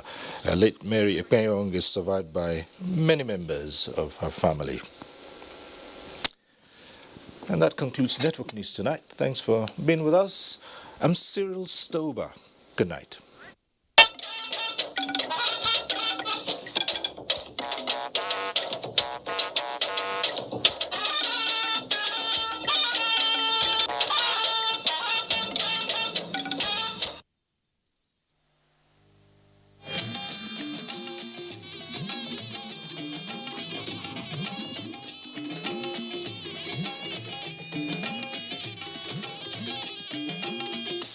This is the network service of the NTA. The Council of Our Fathers. My advice to these young people is please do not take us back to those harrowing days. You probably do not know what it is. Nigerian youths, let's build our nation together.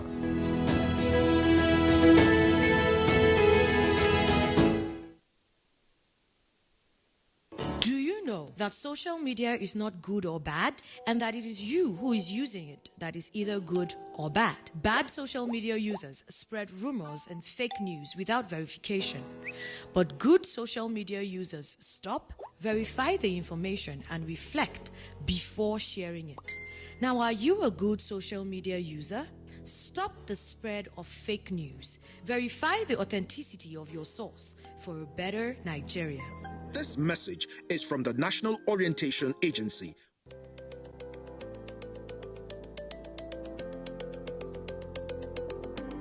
My name is Nando Jamda Muhammad. Stevita Hussein Musa. Roduna Joel Finji. Said Musa John. I'm a carpenter.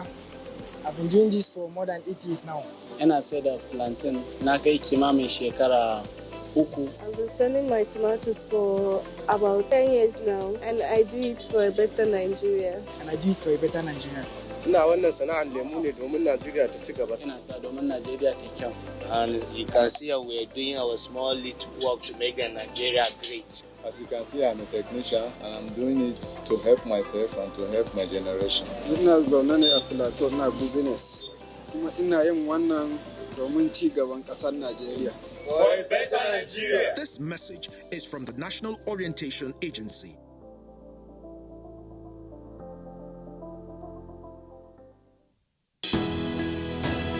Dialogue, empathy, love, and unity. These are vital components of nation building. For all to be well, we appeal that we should refrain from volatile, provocative, inciting messages and language. Let's build and not destroy.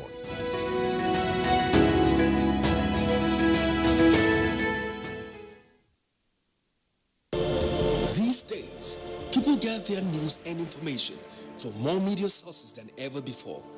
Some of the news and information given are fake, unverified, doctored, and manufactured to create confusion, stir disaffection, and cause disunity. Before you believe or share any news, ask yourself, is this real? Is it from a credible source? Is it verified or verifiable? Fake news is dangerous. Whether you do it for fun or for political gains, real people can get hurt. Fake news, don't create it, don't spread it. This is a public service announcement from NTA.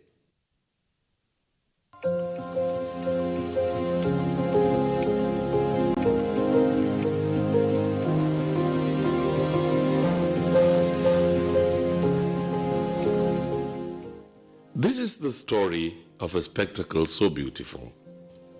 A story of hope, but sadly, a story of despair, frustration, and failed expectation. Every storm that gathers marks the rise of life over death, hope over despair, and happiness over suffering, given the greater promise of a bumper harvest from such vast arable land.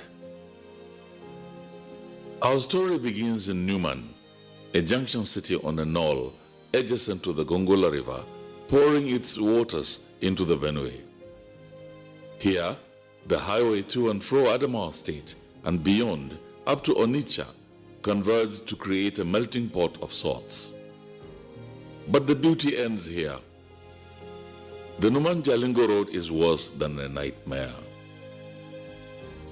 For a new traveler along this route, either from Numan to Jalingo or the other way around, the first few kilometers and scenic Tashian beauty presents a deceptive picture of a smooth journey ahead. However, a few kilometers along the road, the reality of a very rough journey soon dawns on the person.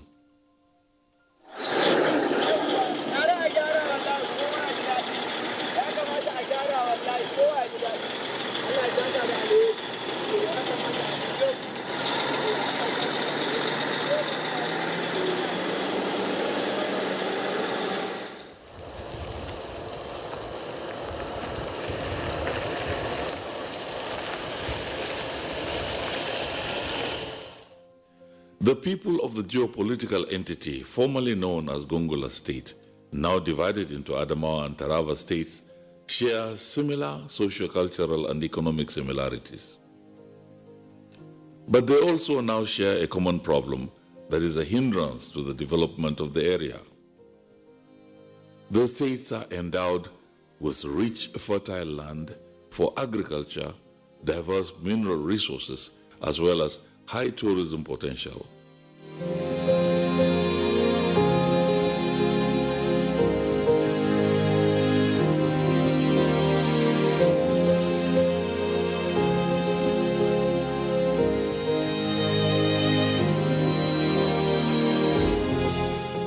However, the poor state of the roads linking the two states have been a great impediment to the promotion and development of commerce and the growth of the industrial sector.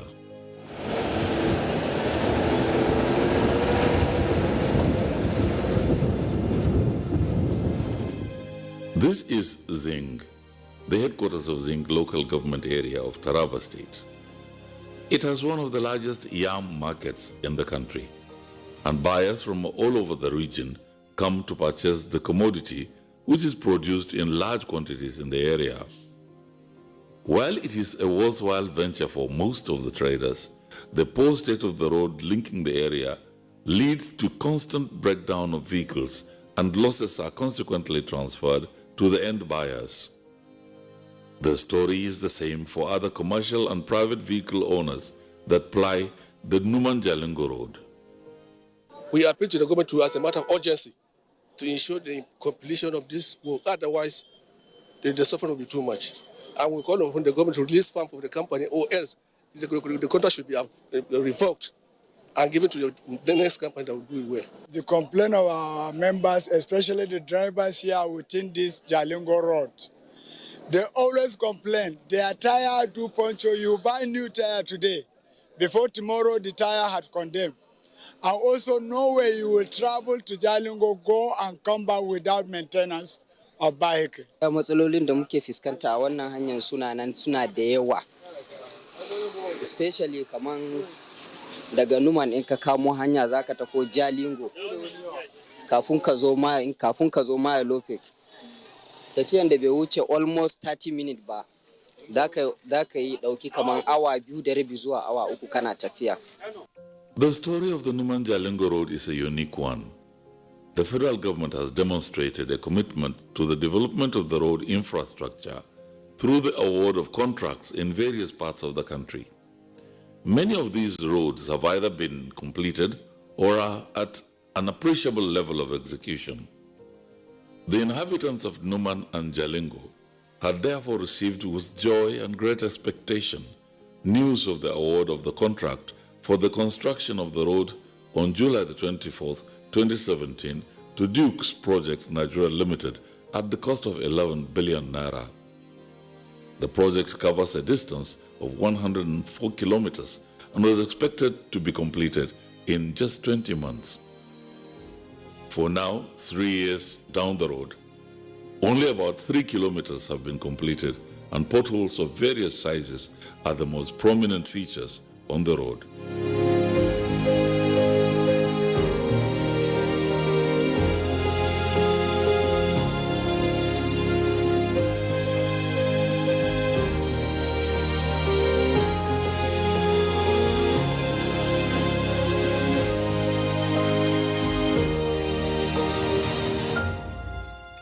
Commuters say the traumatic experience they suffer on this road is not only as a result of the gallops, but that armed robbery is a recurring phenomenon as men of the underworld have taken advantage of the situation to attack them.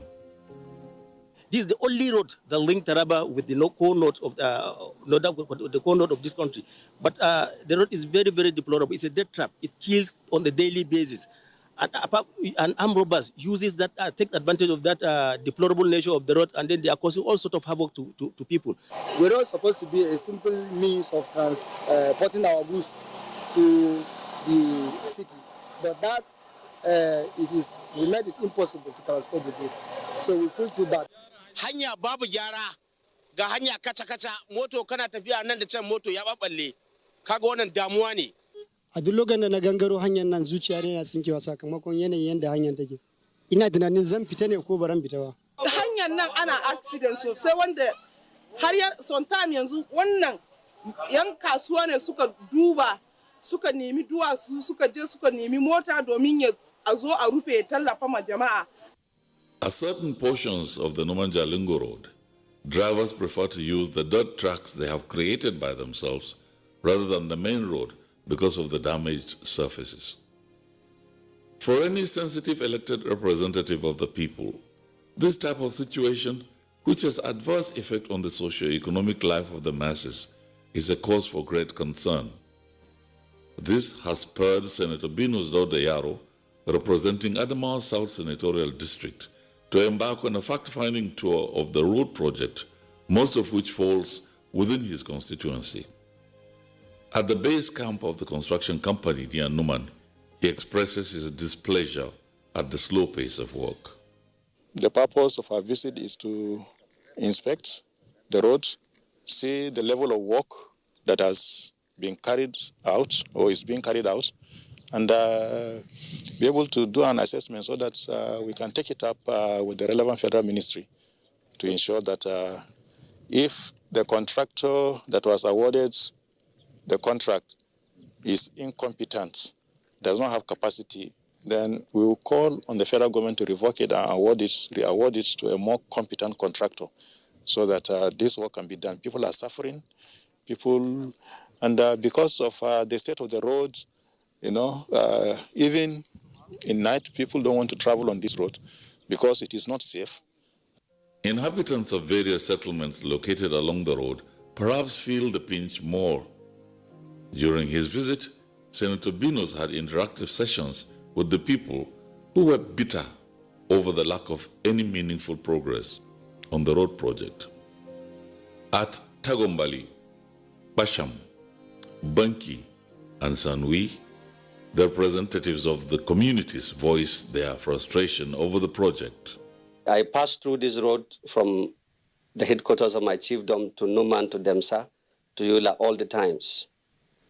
For those who have experienced the state of roughness of the road, would not even love to follow this road because it seems as if we are disconnected from the federal government. I want to use this medium to call on the federal government to look into this road, most especially the contractor who is handling the construction of this road. They have, let me say, they have no good facilities to put this road in good condition. It is affecting our people in these communities because our agricultural properties that we are supposed to sell and to send to the town, we may not even have the vehicles and the access road to carry our materials to the market. Ba da contract shekara hudu yanzu mun ga kuma kaman kilomita 2 ne suka yi, so ban san me yake faruwa ba. So ya kamata gwamnati, idan gwamnatin Buhari ne aka ce gwamnati ne mai gaskiya, ya kamata shi contractor din wanda aka ba shi contract din ya kamata a neme shi a tambaye shi me yake faruwa, a yi bincike me yasa aiki din baya tafiya. Some vehicles are falling down on this road, especially main trucks.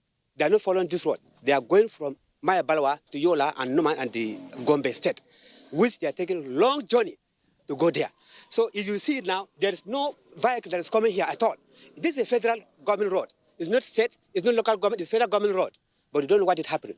Hanyar nan ya kashe mana mutane da yawa. Dalili kuwa da nace ya kashe mana mutane da yawa, mace za ta yi nakuda kamu a gudu a je asibiti ta mutu a hanya. Za ka ga maciji ya sari wani kamu a gudu a yi garzaya a je asibiti ya mutu a hanya. Senator Binus, who has assured the people that he will follow up the matter with the relevant federal authority, says the poor state of the road has a very negative effect on the socio-economic development of the region and the nation at large.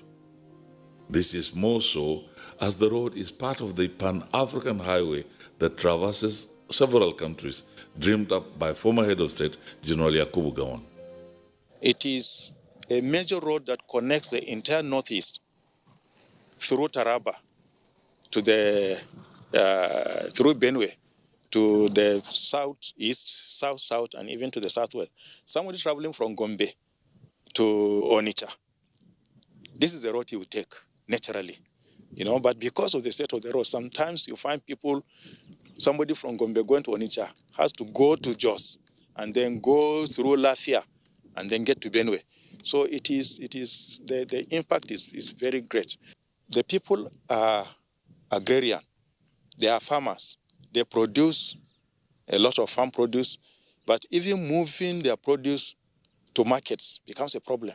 So it is not just an adverse effect on people who are traveling from Port Harcourt through Numan to Gombe or to Maiduguri, but even the people that are residing in these localities. From the Jalingo end, the first few kilometers of the undamaged road and the scenic beauty provided by the hills and undulating landscape belies the ugly and treacherous journey ahead. A large portion of the dilapidated road is in Taraba State. So, how has this affected the development of the state? The state governor, Darius Ishaku. It's immeasurable because you can't measure this kind of bad road vis-a-vis transportation of food, transportation of items like fertilizer, machineries. It's immeasurable. And from here to Norman, if you look at it, it's extremely bad. The road is very, very bad. And it's a federal road. And the state is not allowed to go into federal road. Otherwise, the most reasonable thing would have been to ask my colleague in Adama Fintri, all right, you do your bit there. I do my bit from Taraba, and we'll connect a road. And the same thing from here to Yola. I will ask him, do your bit, I do my bit, and we'll connect. So from here to Norman, it's terribly bad. I learned it was awarded to a contractor, but the contractor is not competent to handle that magnitude of job. Here to Mayobelwa to Yola is equally very bad. So there is lack of connectivity. There used to be this triangle. From Jalingo, you go to Yola, Norman, Jalingo. Yes. So if this road is worse, you take the alternative. And it used to be like that. If this is too bad, you go to Norman and then you cut to Yola. So you can see that there will be a necessity for this connectivity to Norman to Yola, and Yola here. Road network for us in Nigeria is a major concern for everything. Distribution of food, distribution of implements to even grow the food. And worse now is helping robbers. Where the road is very bad, that is where the robbers are and the kidnappers are. And so it's also not helping security-wise. The government has made a lot of statements about building roads across the country. It's a very good thing to hear government talk about building so many roads in every state of the Federation. I know it is not easy. It will cost a lot of money to build as many roads as they are prophesying. But the truth is, if government commits itself to a particular project, it is assumed that money has been released for the purpose of the construction of such a road. This road is so busy because of the traffic going from here to Benue State and through there to the east. And I also know that from here, there's another company, a Chinese company, that is working on the Numan to Gombe road. And we have seen progress to some extent on that side of the road. But here we are looking at a problem that is so painful for the community. 100 kilometers. And I know that this company was perhaps not to do the entire distance. But even so, 100 kilometers is not too much to finish in good time. Now it is taking 3 hours to drive from here to Jalingo on a road that ought to take barely 1 hour. So it's very unfortunate, and the people are feeling the pinch of it. This is not an accident scene along the Numan Jalingo Road, which passes through the picturesque savanna plains dotted by hills. It is a protest following an incident involving security men manning the roads and a driver. Though this has happened at a relatively good portion of this federal road, the traffic buildup, some of the protesters say, is a reflection of their pent-up frustration, the frustration they suffer along the dilapidated portion of the road.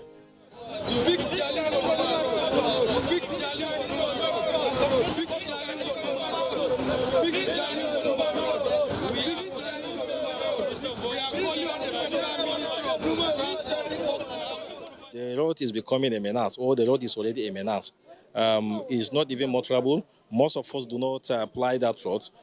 I cannot remember when last that I followed that road. Mostly we bypass the road to follow through Mayobalwa to Yola, then maybe redirect ourselves to Gombe, if at all we are going to that direction.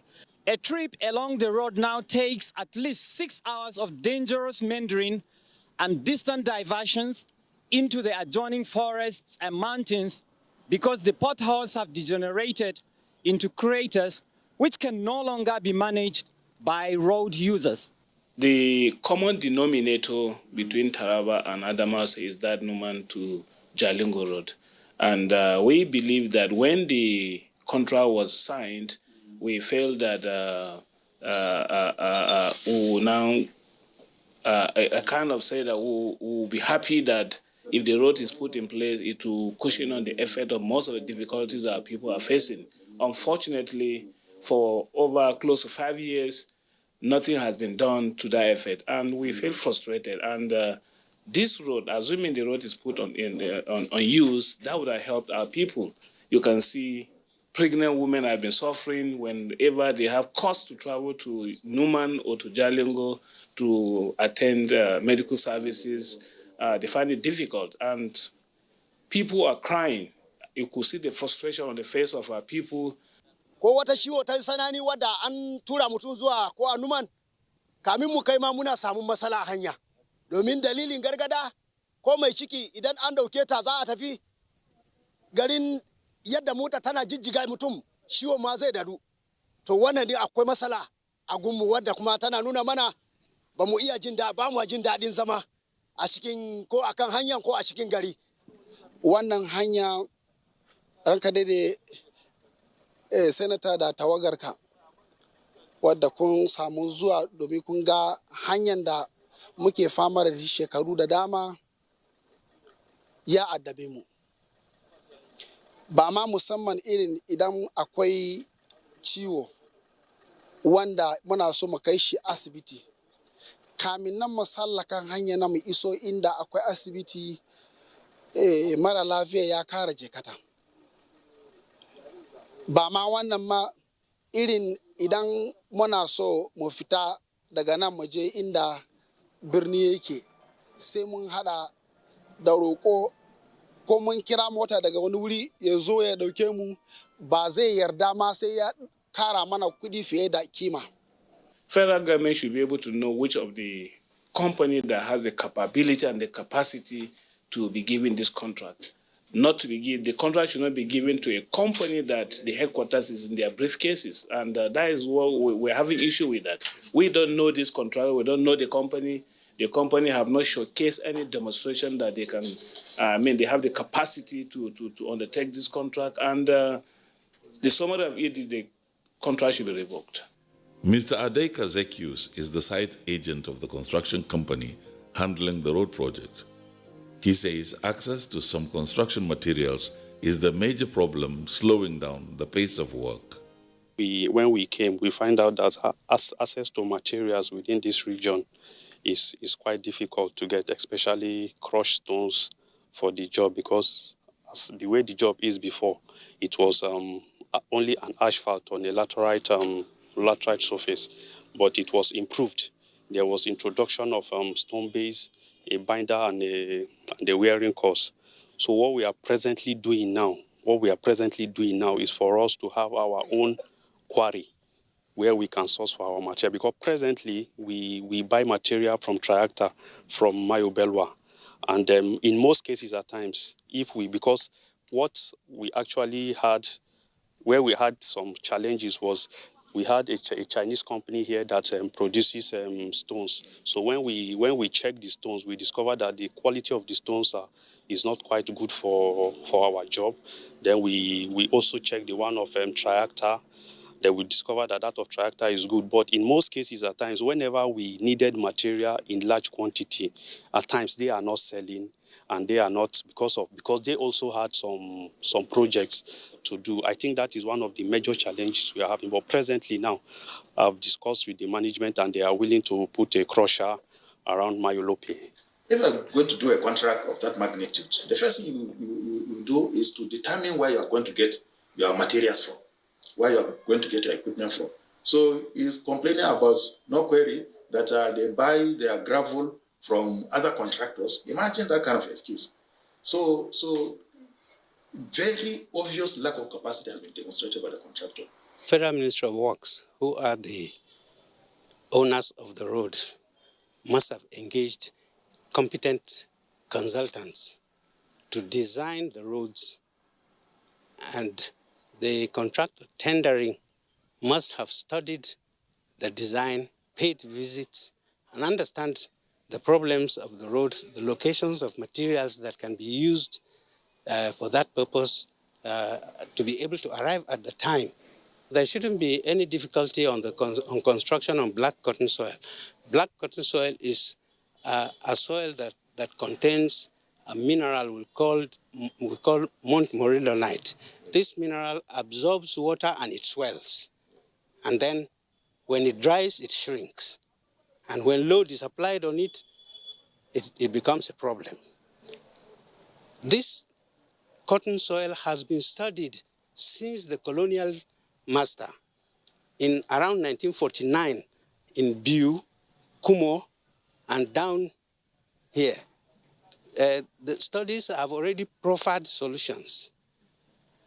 And anybody who is designing the road must have known what the problem is. You do not take a contract without knowing the problems and then come to give excuses. The economic diversification program of the federal government is predicated on the provision of good road network across the country.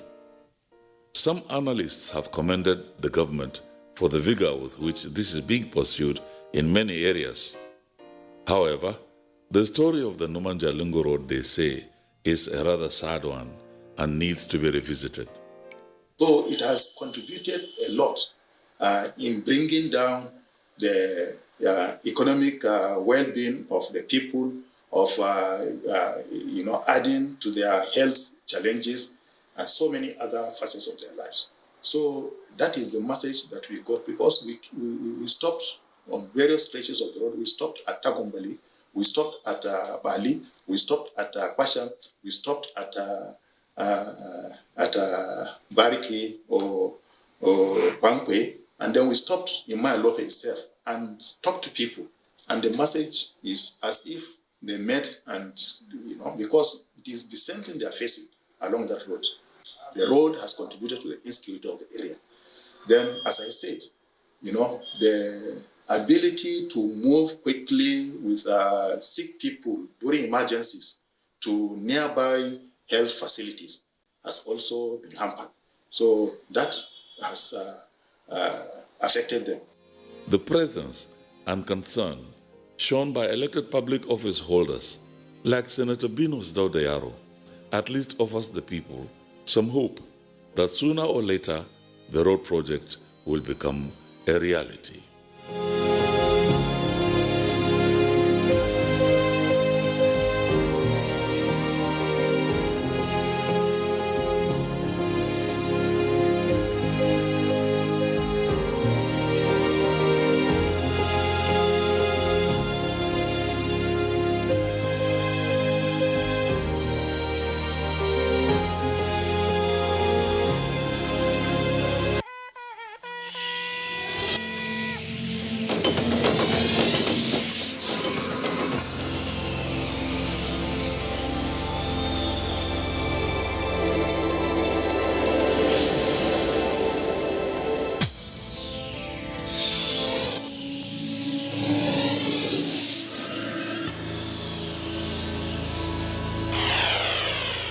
NTA, you can't beat the rich.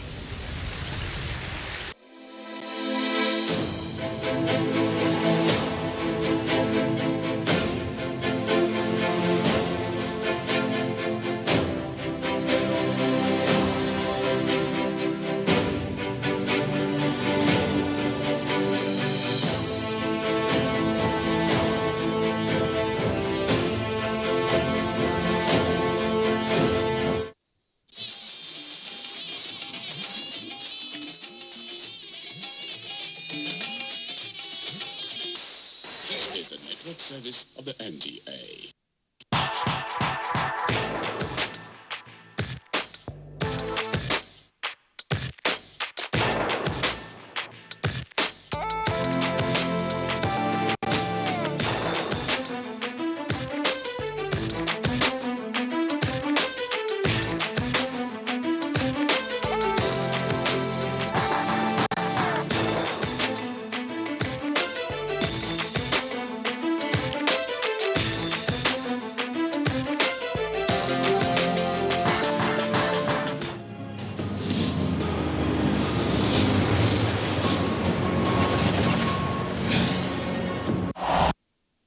The Super Eagles have landed, and Nigerians now have their most enduring and most endearing brand, an international brand for that matter, one that is our greatest unifier, one that will dampen or that would remove all the stresses and pressures that all Nigerians have been going through in the past couple of months.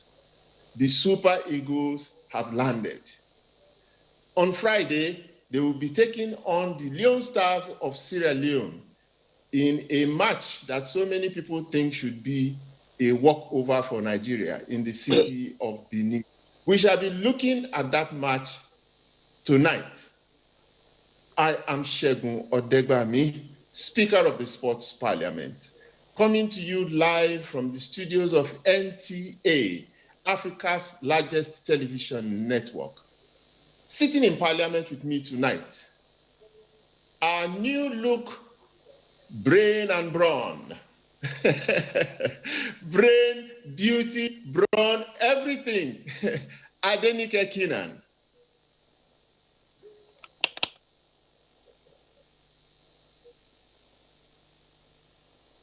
Well, we can't hear you. Unmute yourself. We'd like to hear the voice. Hello, Nigerians. Good evening, Mr. Speaker. As always, it is a pleasure for me to be here. And I'm looking forward to tonight's discussion, all expectant and very, very ready. Thank you, Mr. Speaker.